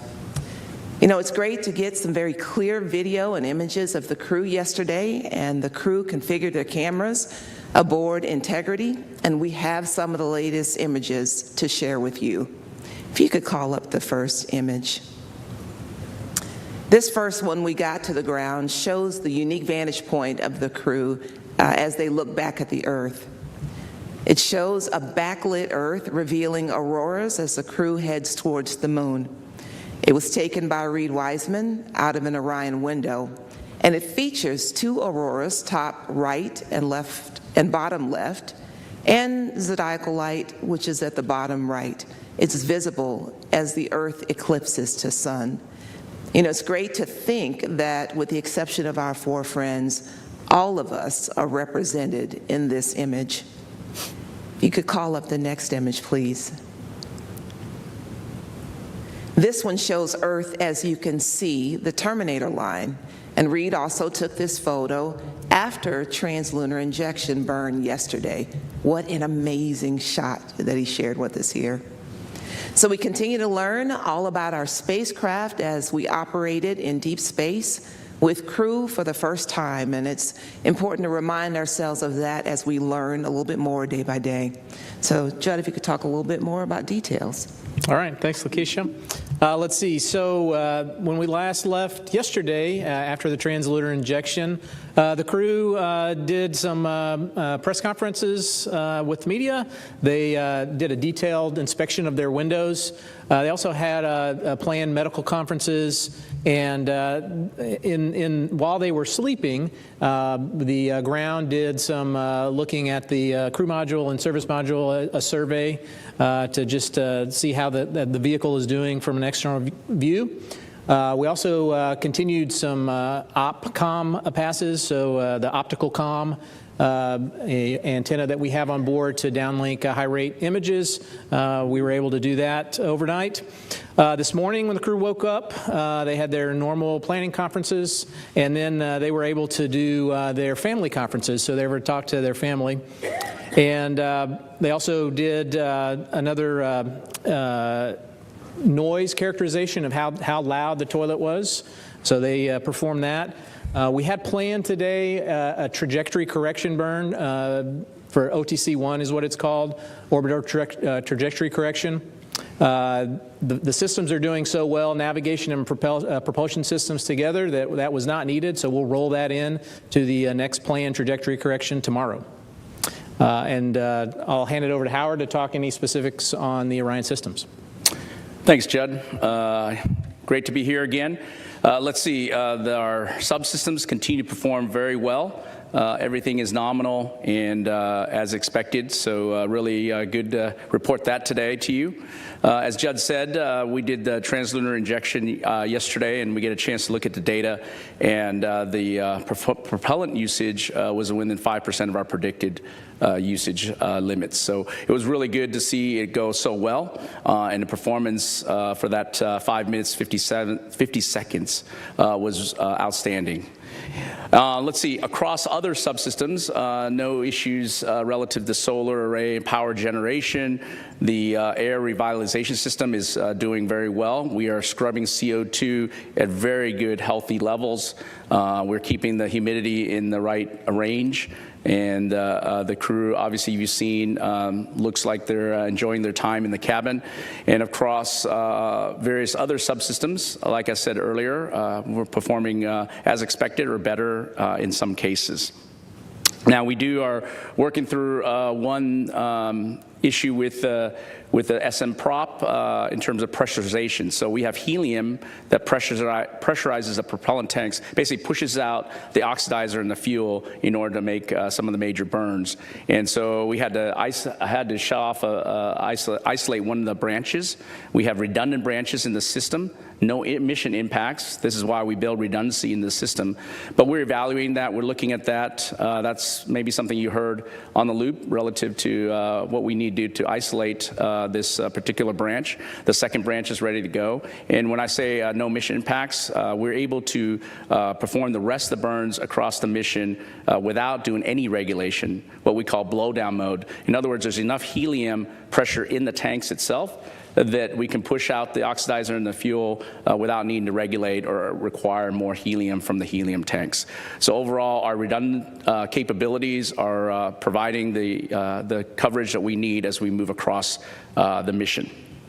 Let's see.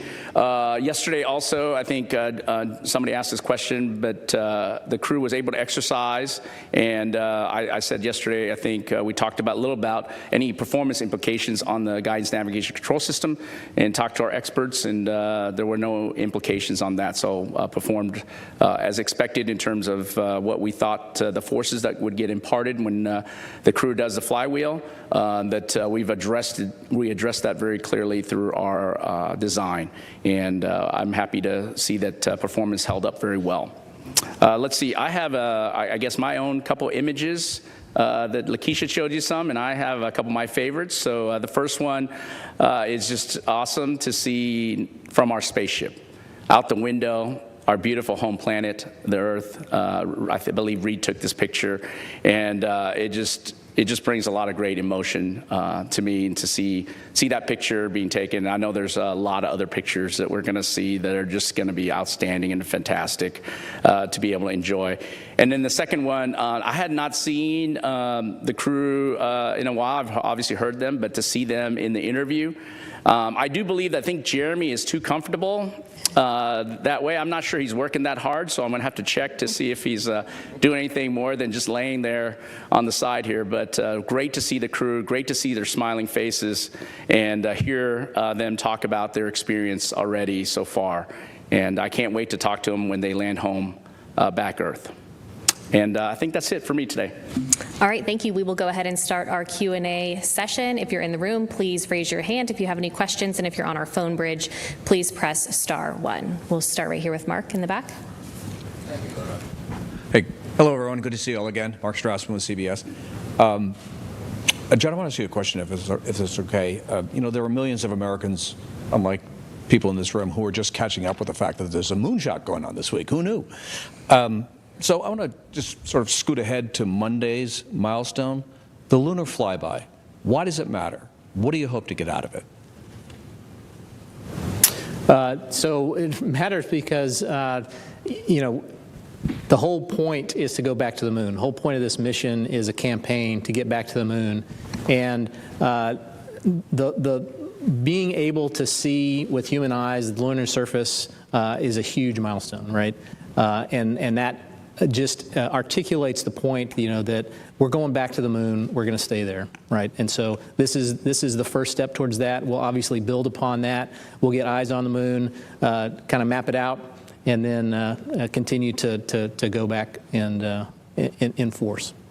Yeah, I think maybe I'll go next. I think for us, I'll just touch or follow on what Judd said, which is the building blocks. You know, we're building a transportation system. And to have a reliable and robust transportation system, you need to test flight the transportation system. And I think that's really important. We've demonstrated on Artemis 1 with uncrewed capability. We've added a very important aspect of it, which is the crewed capability, and that crewed capability enables us to really understand how, when we have people in the cabin, how the systems operate and adjustments we need to make. You hear a lot of these kinds of things that over the loop, you know, minor adjustments we need to do. Certainly engineering expertise and the design we put in has a certain understanding, but until you put people in the mix and you operate it and really understand what you need to do to operate in this kind of environment, you don't get that until you're in that environment. So I think that's really important. Yeah, part of what we're doing is the technical aspects and what we are learning from taking ourselves around the moon. The other part, obviously, is what you talked about, which is capturing the imagination of people, right? And we have far more engagement than we had hoped to have, and we hope that it will increase as we continue to take further and further steps into this mission. Okay, we'll take our next question here in the front, and then Eric next. Hi, Mark Kirkman with NSF. This is probably for both Judd and Howard. I'm very fascinated, we just saw some imagery of the waste dump, and I'm very fascinated with the prediction of needing the correction burns versus what's going to be the reality. I was wondering, because there's so little available material on this on the subsystems, at least publicly available material. Can you summarize the things other than the waste dump that would affect or perturb the trajectory? What vents off of this vehicle as opposed to what we know from shuttle like Fest dumps and stuff like that? And were you surprised that you didn't need this burn? Are we tighter in the prediction than is the reality tighter than the prediction was so far? Yeah, so two parts to that question. First, so the major contributor to dispersions is what we call them, basically unplanned little tiny jets, are the carbon dioxide scrubbers. So they vent overboard, right? Vent the CO2 overboard, and so that's it's supposed to be a non-propulsive vent, but it has some propulsion to it, just like the urine vent has a little bit of propulsion to it. And so that causes minor trajectory deviations.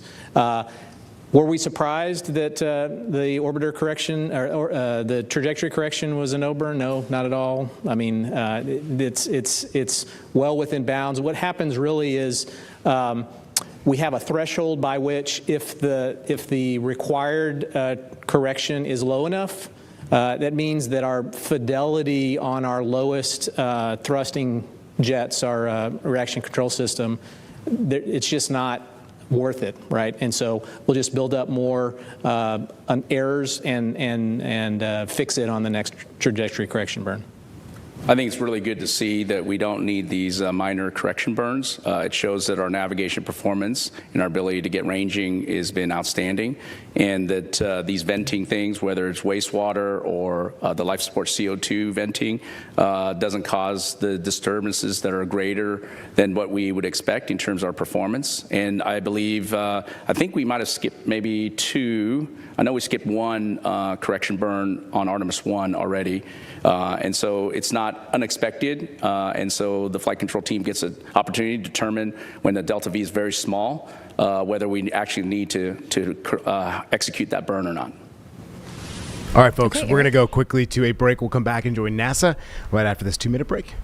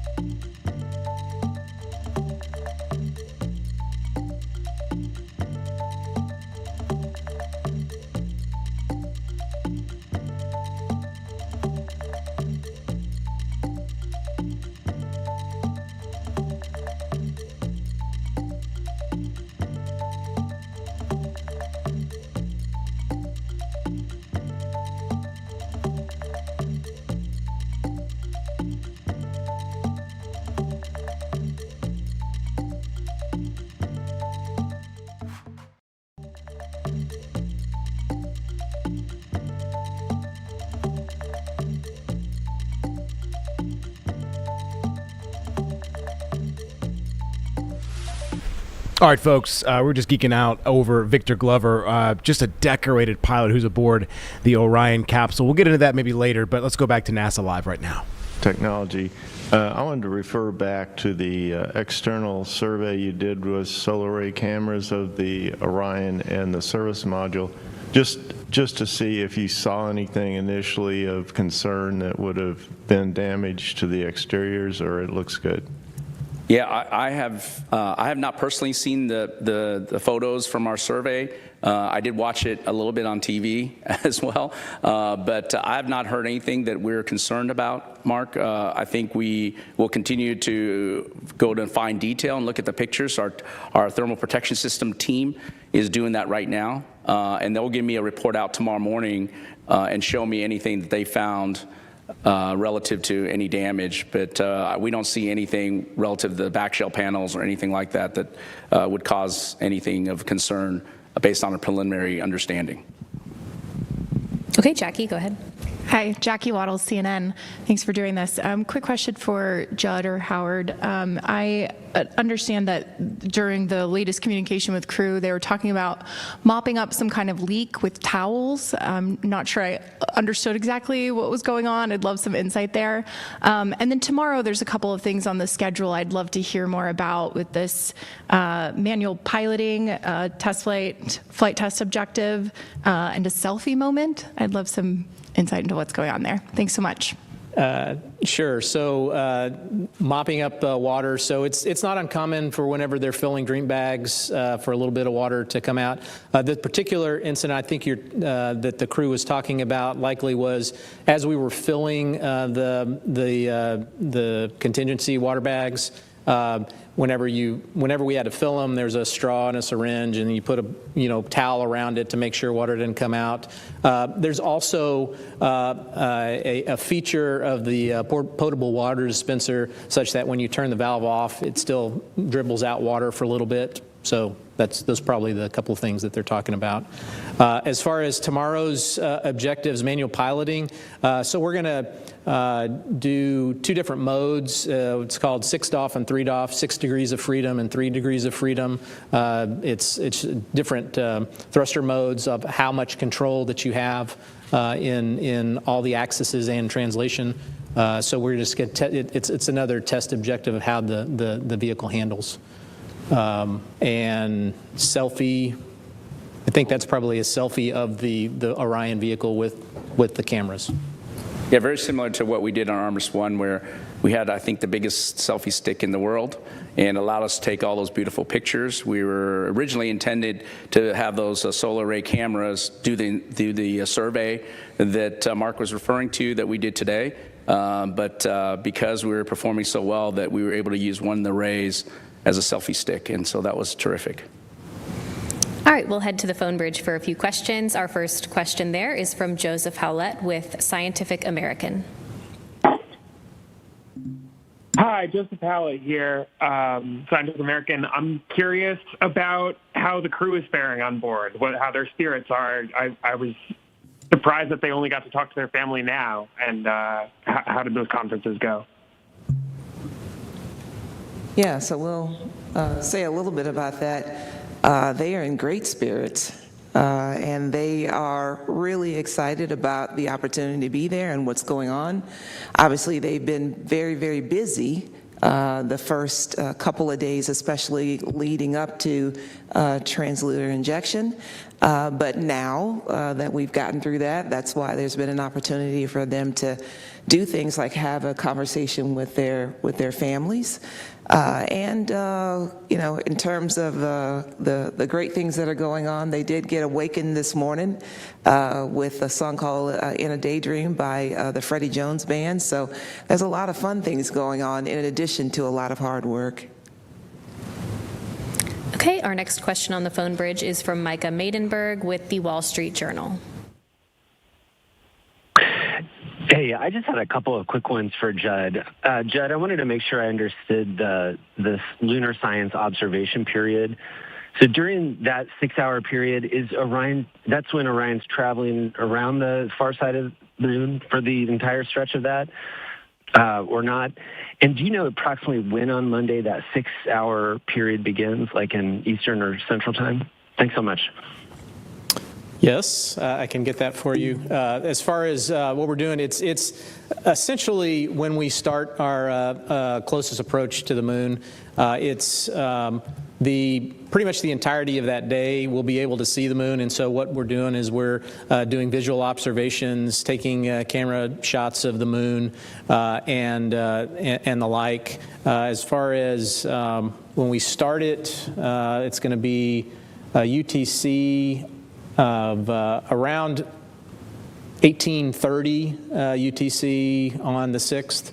So subtract 5, that's 1330 Central Time, and it'll be going on for most all of that day, right? Because they'll be at their closest approach and pretty close thereabouts during that entire time. Okay, we'll take one more question on the phone bridge and then back here in the room. Our next question is from Marcia Dunn with the Associated Press. Oh, hi. Thanks for taking this. Probably for you, Judd. NOAA just issued a geomagnetic storm watch, G2, coronal mass ejection. I know you guys are watching this throughout the mission, but will this one, it doesn't seem to be too bad, but will the crew be doing any precautionary measures because of this? And same question from yesterday. What's the latest revised numbers for closest approach to the moon, all the numbers and distances? Thank you. All right. Yes. So we do have our radiation specialists that monitor all of that stuff. And if any of the sunspot coronal mass ejections happen from the sun, if they get to be a concern, then obviously we have mitigations, radiation shelters we put up. We do not expect that from this one, but we are continually monitoring that. As far as the updated numbers, I've got in statute miles. Should be 252,757 statute miles at our furthest distance from the Earth. You're not going to convert that to nautical miles? I think Howard's got an app for that. Yeah. Okay, we'll take our next question right here. Go ahead. Hi, Lauren Grutch from Bloomberg. Thanks so much. I just wanted to go back to that helium issue you were talking about earlier. You said you isolated that one branch.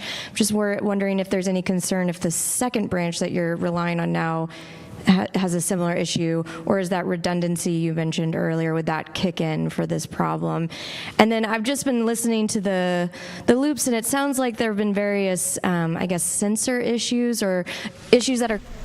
All right, folks, we are going to cut away. That is our hour here on WCNC Plus, but this will continue on our secondary channel. You can find that in the little toggle on the WCNC Plus app. That's all for us, but we'll see you tonight for Weather Impact at 6:30, and then more news from 7 to 9. We'll update you on all things, all of our headlines, but staying to the 4 o'clock show with Nick Sturdivant and Jane Monreal. Not need to regulate either on that line either for the rest of the burns. So I think both redundancy paths are in good shape. I would say, and I'll let Judd maybe talk some specifics. In general, Lakeisha said earlier, we're learning from this vehicle, and the caution and warnings are based on, limits, and those limits are established jointly with the engineering team and the flight operations team. However, we have to operate in the environment. We have to, account for variations. And so I think sometimes we don't get it fully right. And when we don't, we correct it, and we'll make adjustments real time where we can. And if we need to, we'll make adjustments for the future as well once we get all the data. So I think all those things are part of the learning that we're doing, and certainly good to keep the team on their toes. And making sure that we're not only watching the systems very carefully, but we understand what the system is telling us, and we're adjusting based on what we understand from the data. Yeah, and I'll add to that. So it's important to remember on Artemis 1, we didn't have a caution and warning system about, right? And so while we did measure, all of the things we did, we obviously didn't have an ECLIS system on board either, so that we knew what the behavior of that was going to be. So this is all part of exactly what Lakeisha is talking about. This is learning. This is learning how the vehicle operates with the human system in the loop, right? Okay, we'll go to Bill next. Hi, Bill Harwood with CBS News. This is a question I get asked a lot, and I realize that it depends on who you ask how it gets answered. But, you know, given all the Apollo missions, the satellites that we've had around the moon at much lower altitudes than these guys are going to be at, the question I get is what do human eyes really bring to this? Even if they've got nice cameras in their hands, they're a long way from the surface. I mean, 4,000 miles. What is this bringing that we don't already have from satellites and past missions? And I'm not saying that as a devil's advocate. I'm curious how you frame that in terms of the priorities of the mission. Thanks. You want me to first? I can start, yeah. So my understanding, talking with the scientists, is that your eyes, the human eyes, can resolve details much better than taking a picture and then looking at the picture, even with a telephoto lens. And so that observation that the scientists are looking for is really what's key, even from as far as away as you mentioned, 4,000 miles. There are still things that the human eye can pick up with granularity that are important to the science community. Now, I can't talk about what those specific things that the science community is looking for, but that's my understanding. Yeah, I think I'll try to maybe repeat what I said earlier. When I tell people this, and it's really purely from a spacecraft side, when we talk about wanting to have a moon base, wanting to have people on the surface of the moon or other planets, you need a way to transport people safely to that particular domain. And to me, it's very important that we do everything we can to understand and provide that capability in a robust and reliable way. And you have to walk before you can run. And I think this is very important in our step towards exploration, is learning, as we talked about earlier with all these questions relative to our subsystems, learning about how the subsystems operate in space. How do we put people in space, especially to the moon first? We haven't done that in over 53 years. This is a whole new generation of learning that we're trying to do. Certainly we learned a lot from our Apollo, I call giants, but we have our own learning to do, and we're trying to be more capable, and we're trying to provide more numerous opportunities to go to the moon so that we can put people down on the surface.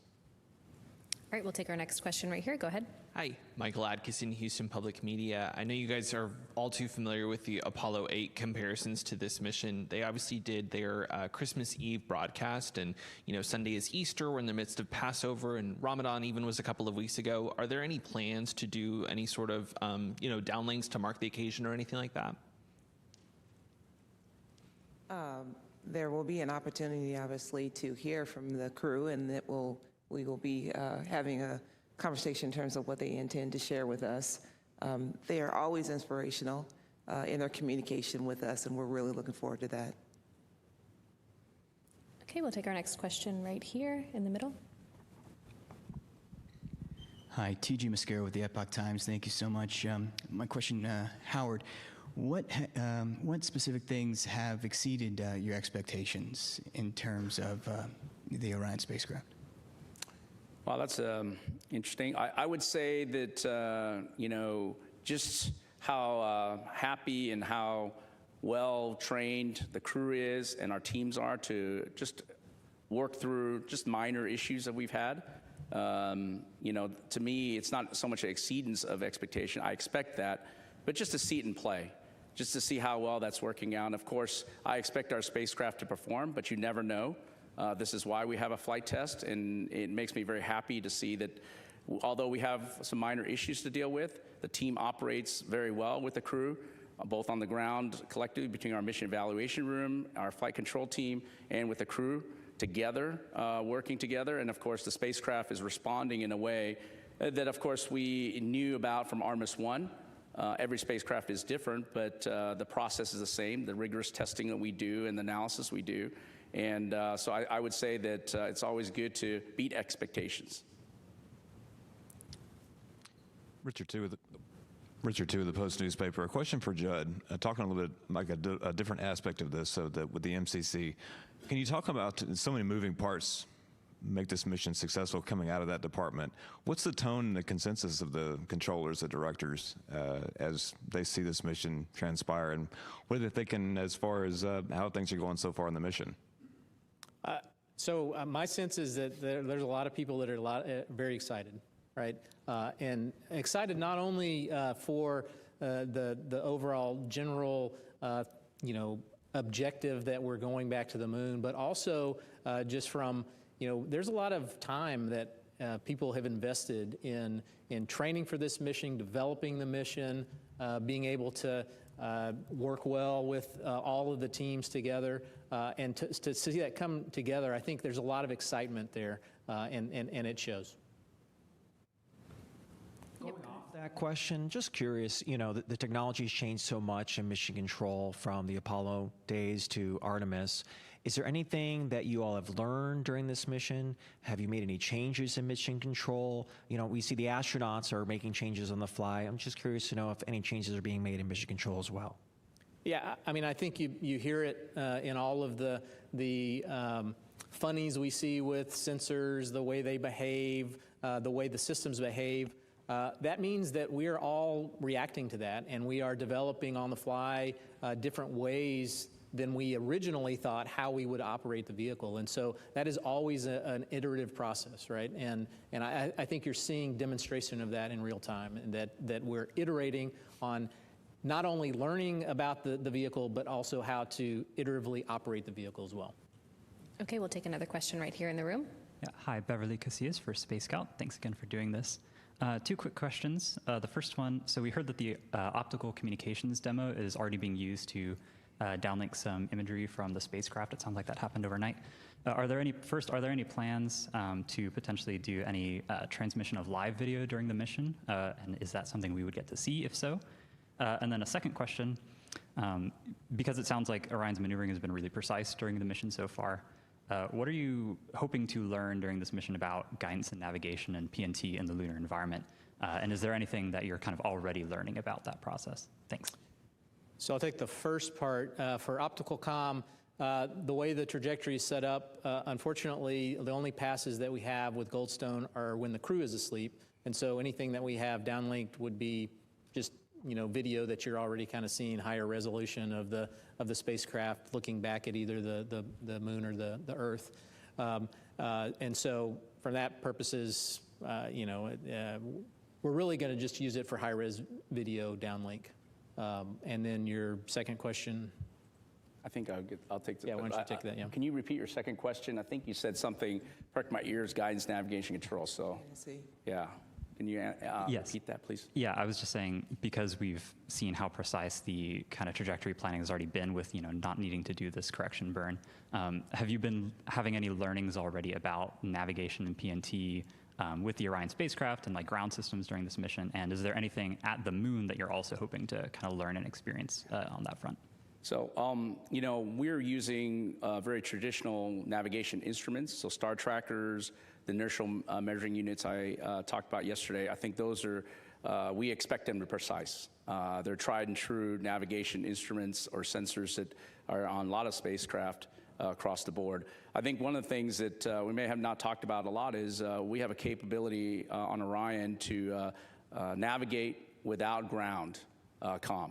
And that's the optical comm system, optical navigation system. And that's a camera-based system that gives you a really good enough navigation knowledge, to be able to return the crew home and perform the mission. And so that's something that's a new capability that we're very interested in. I know the navigation team is certainly very interested. We did do some testing on Artemis 1, and we learned a lot from that. We'll learn a lot from this, because it basically takes pictures and translate that size of the moon or the Earth, depending on which way you're pointed, and gives you navigation knowledge from that. So again, that's a tool that we expect. And of course, as an old controls guy, control systems, ability to have good latency or no latency potentially, and ability to fire the jets when you need them, a combination jets you need them based on your offset center of gravity and where you are in terms of your mass properties, are really a great knowledge across the board of understanding. We put a lot of effort into protecting for a lot of dispersions, as Judd's talked about previously.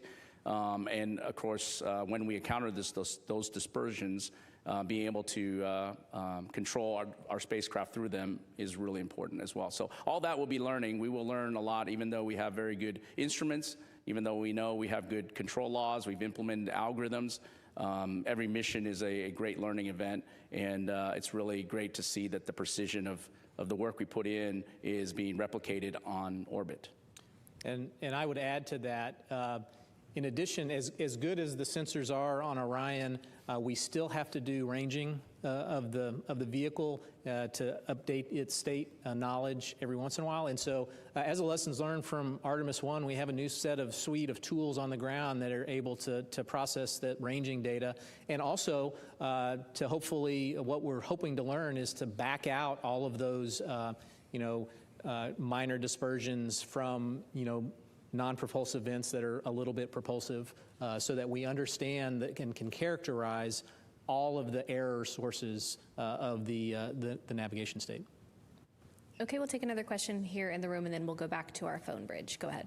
Thank you. Tarek Malik with Space.com. I think for Judd, there was discussion yesterday about how Flight Day 3 was a big change of pace for the crew. After the first kind of action-packed couple days. And I'm really curious how, I know they had CPR demos today, they had lunar science preps today, how that change has gone. And then I know that tomorrow they've got some scheduled time, at least 20 minutes, to take photos of celestial bodies. And I'm just curious, if it's not the Earth and the Moon, what else might they be taking pictures of out the window in their personal time there? Thanks. Yeah, I mean, I think you probably saw in some of the videos, the crew has a lot more time on their hands than they did in the first days. We were able to present them to you and have them talk to the media. As far as the pace, yeah, I think you can probably tell from the downlinks that the pace is quite different than it was the first couple of days. As far as celestial, I mean, they're taking pictures of stars and moon and the sun, right? So anything they can see that is of interest. Okay, we'll head back over to our phone bridge. Our next question is from David Denault with About Space Today News. Go ahead. I'd like to do a follow-up regarding the cabin temperatures. Has NASA determined a desired temperature and a desired humidity, and is there any relationship to that with the carbon dioxide? As far as the desired cabin temperature, that is up to crew discretion, right? And so we're simply going off of what feels best to them as a consensus for the 4 members of the crew members.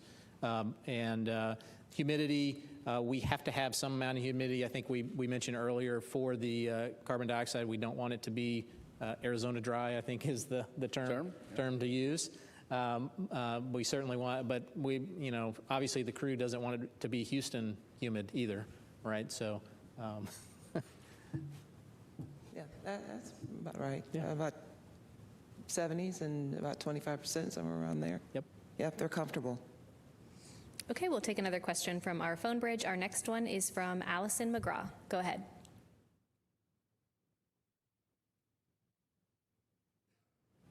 Hi, Dr. Allison McGraw, Mysterious Meteorites.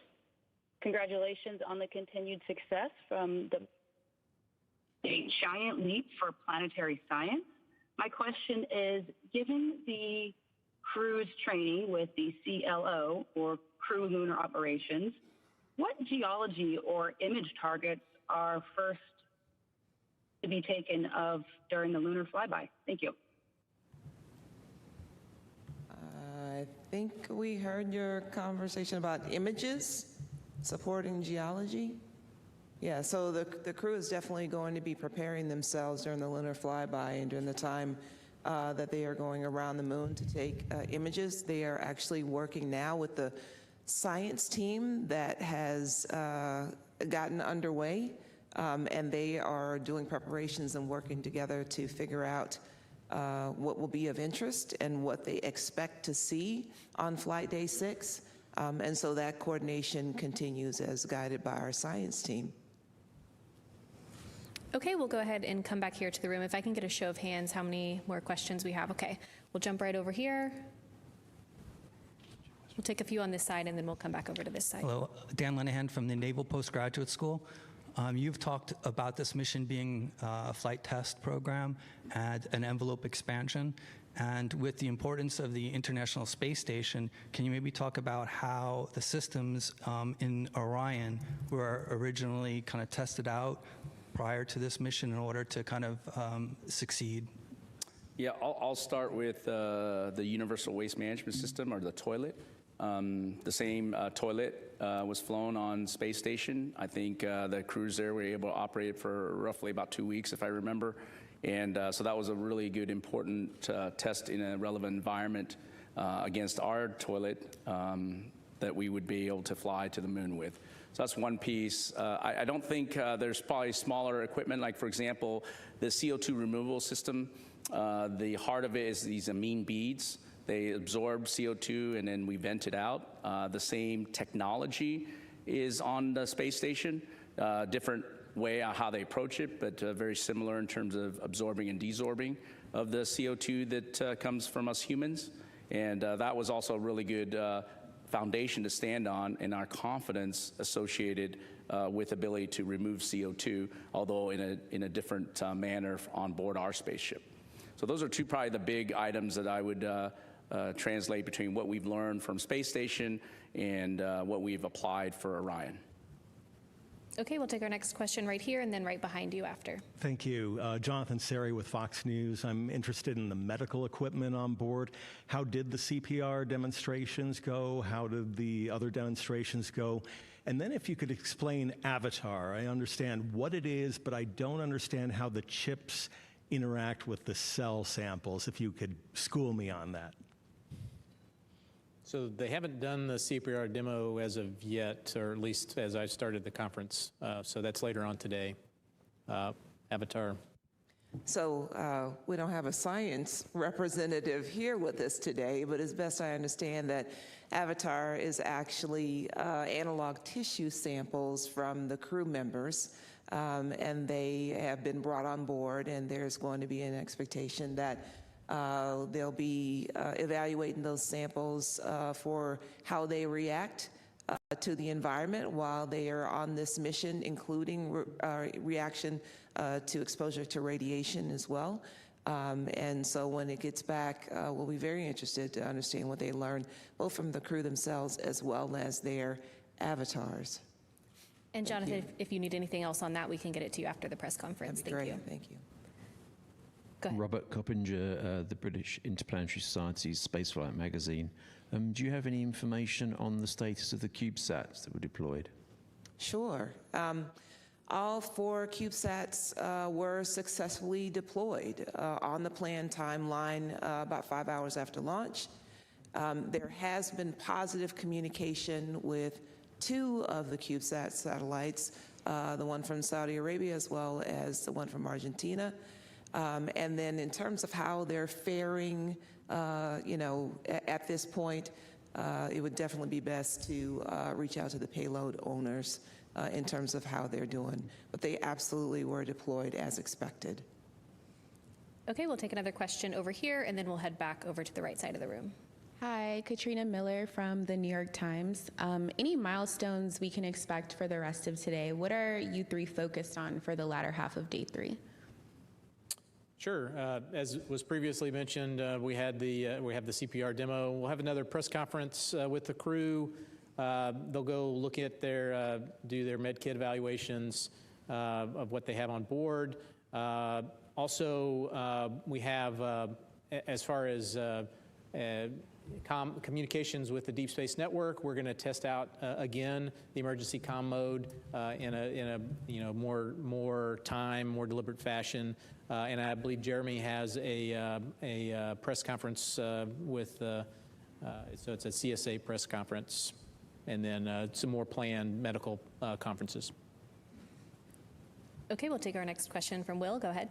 Hi, Will Robinson-Smith with Spaceflight Now. Thank you all for the time today. Question for Howard. It might be a little bit early to ask this, but from the performance you've been seeing in Orion so far on hardware and a software side, do you foresee any notable changes or updates to hardware or software for the Orion spacecraft that will fly Artemis 3 at this point, besides the heat shield, of course? And then the images that we've seen so far for whoever wants to take this, so far have come from Reed Wiseman.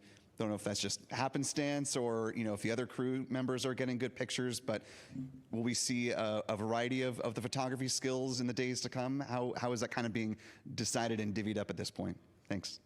All right, I'll take your first question. I think walking into this meeting, I think, or this mission, and hearing from you here relative to just the software changes we're talking about are going to be caution warning for sure. The limits that we put on, we're going to learn a lot from this mission. So there's going to be, I call them software. You probably don't think of them as software, but really data values for limits. So those will be changing for sure.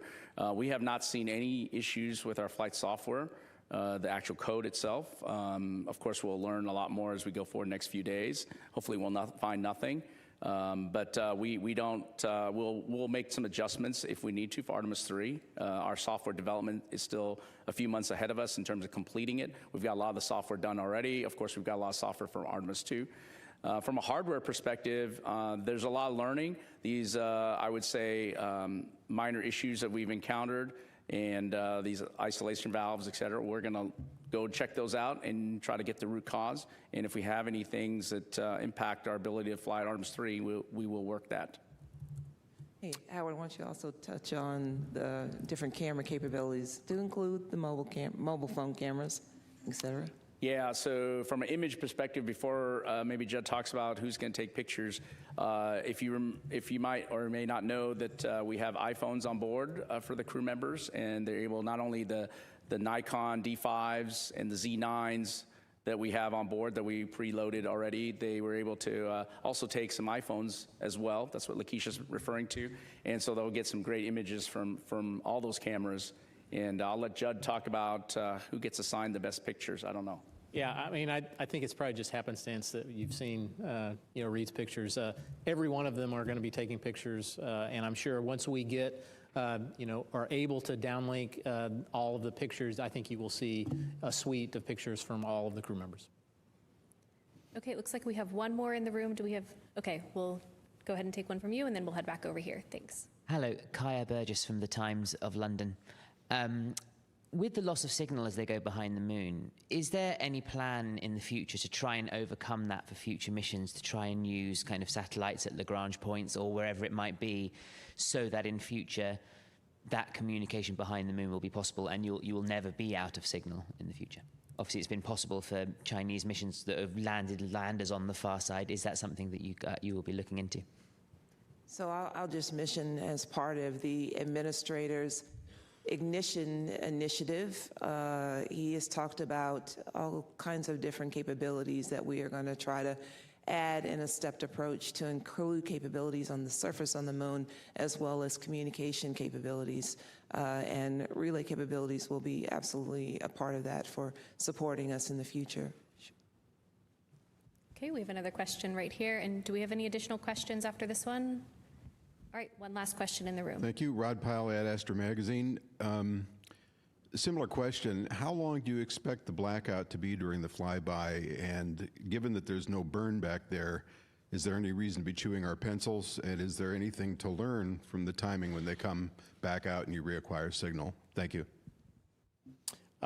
So as to your second question, no, physics takes over, and physics will absolutely get us back to the front side of the moon. Let's see, I don't think I have the timing yet on this for how long we're going to be out of comm, but I can get you that. Is it about 40 minutes? Yeah, it's around. Somewhere in that vicinity? Mm-hmm. Yes, it is 40 minutes. All right, well, it looks like that's all the questions we have for today. Thank you so much for joining. We'll see all of you back here again tomorrow at 4:15 for our next mission status briefing. As always, you can keep up with all the latest news and events during the Artemis II mission at nasa.gov. Thanks for joining.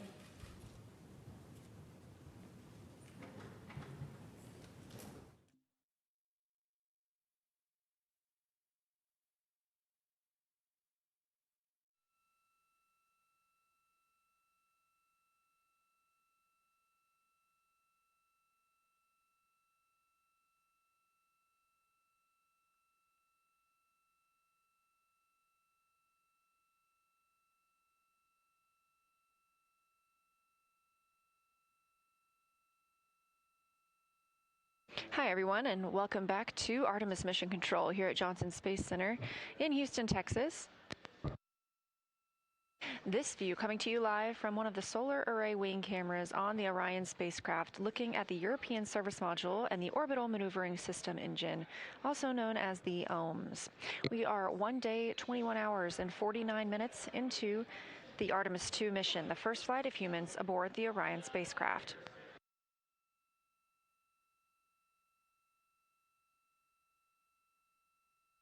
Orion and her crew, Reed Wiseman, Victor Glover, Christina Cook, and Jeremy Hansen, are now 111,482 statute miles from Earth and continuing to increase that distance as we continue to grow closer to the moon, 153,763 miles away. We've just wrapped up our daily press conference, during which mission management is able to answer questions from the media. We have another one of those scheduled for tomorrow afternoon at 3:30 p.m. Eastern Time. We're live here in Mission Control Houston 24/7, providing updates as the crew continues their work aboard the Orion spacecraft. One of the most major events for today was the OTC-1 burn. That was the Orbital Trajectory Correction 1 burn. That was timeline to happen at 5:49 p.m. Central Time. However, that burn has been canceled because there is no need to correct the trajectory of Orion at this time. That burn follows the translunar injection burn at 6:49 p.m. last night. The translunar injection burn took us out of high Earth orbit and sent us toward the moon. It also commits us to a splashdown on flight day 10. Because that burn was so precise, teams were able to cancel the OTC-1 burn today.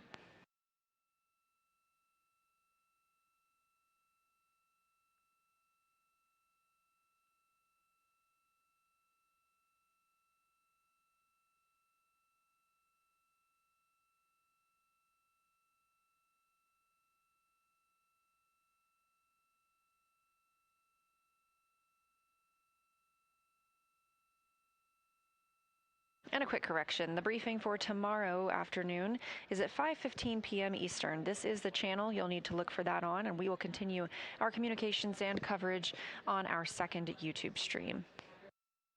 However, we are back here with the crew for the rest of the day. They woke up at 12 p.m. Central Time and have since then configured the cabin. They also spoke with the teams on the ground for the daily planning conference, and we got some great views inside the cabin.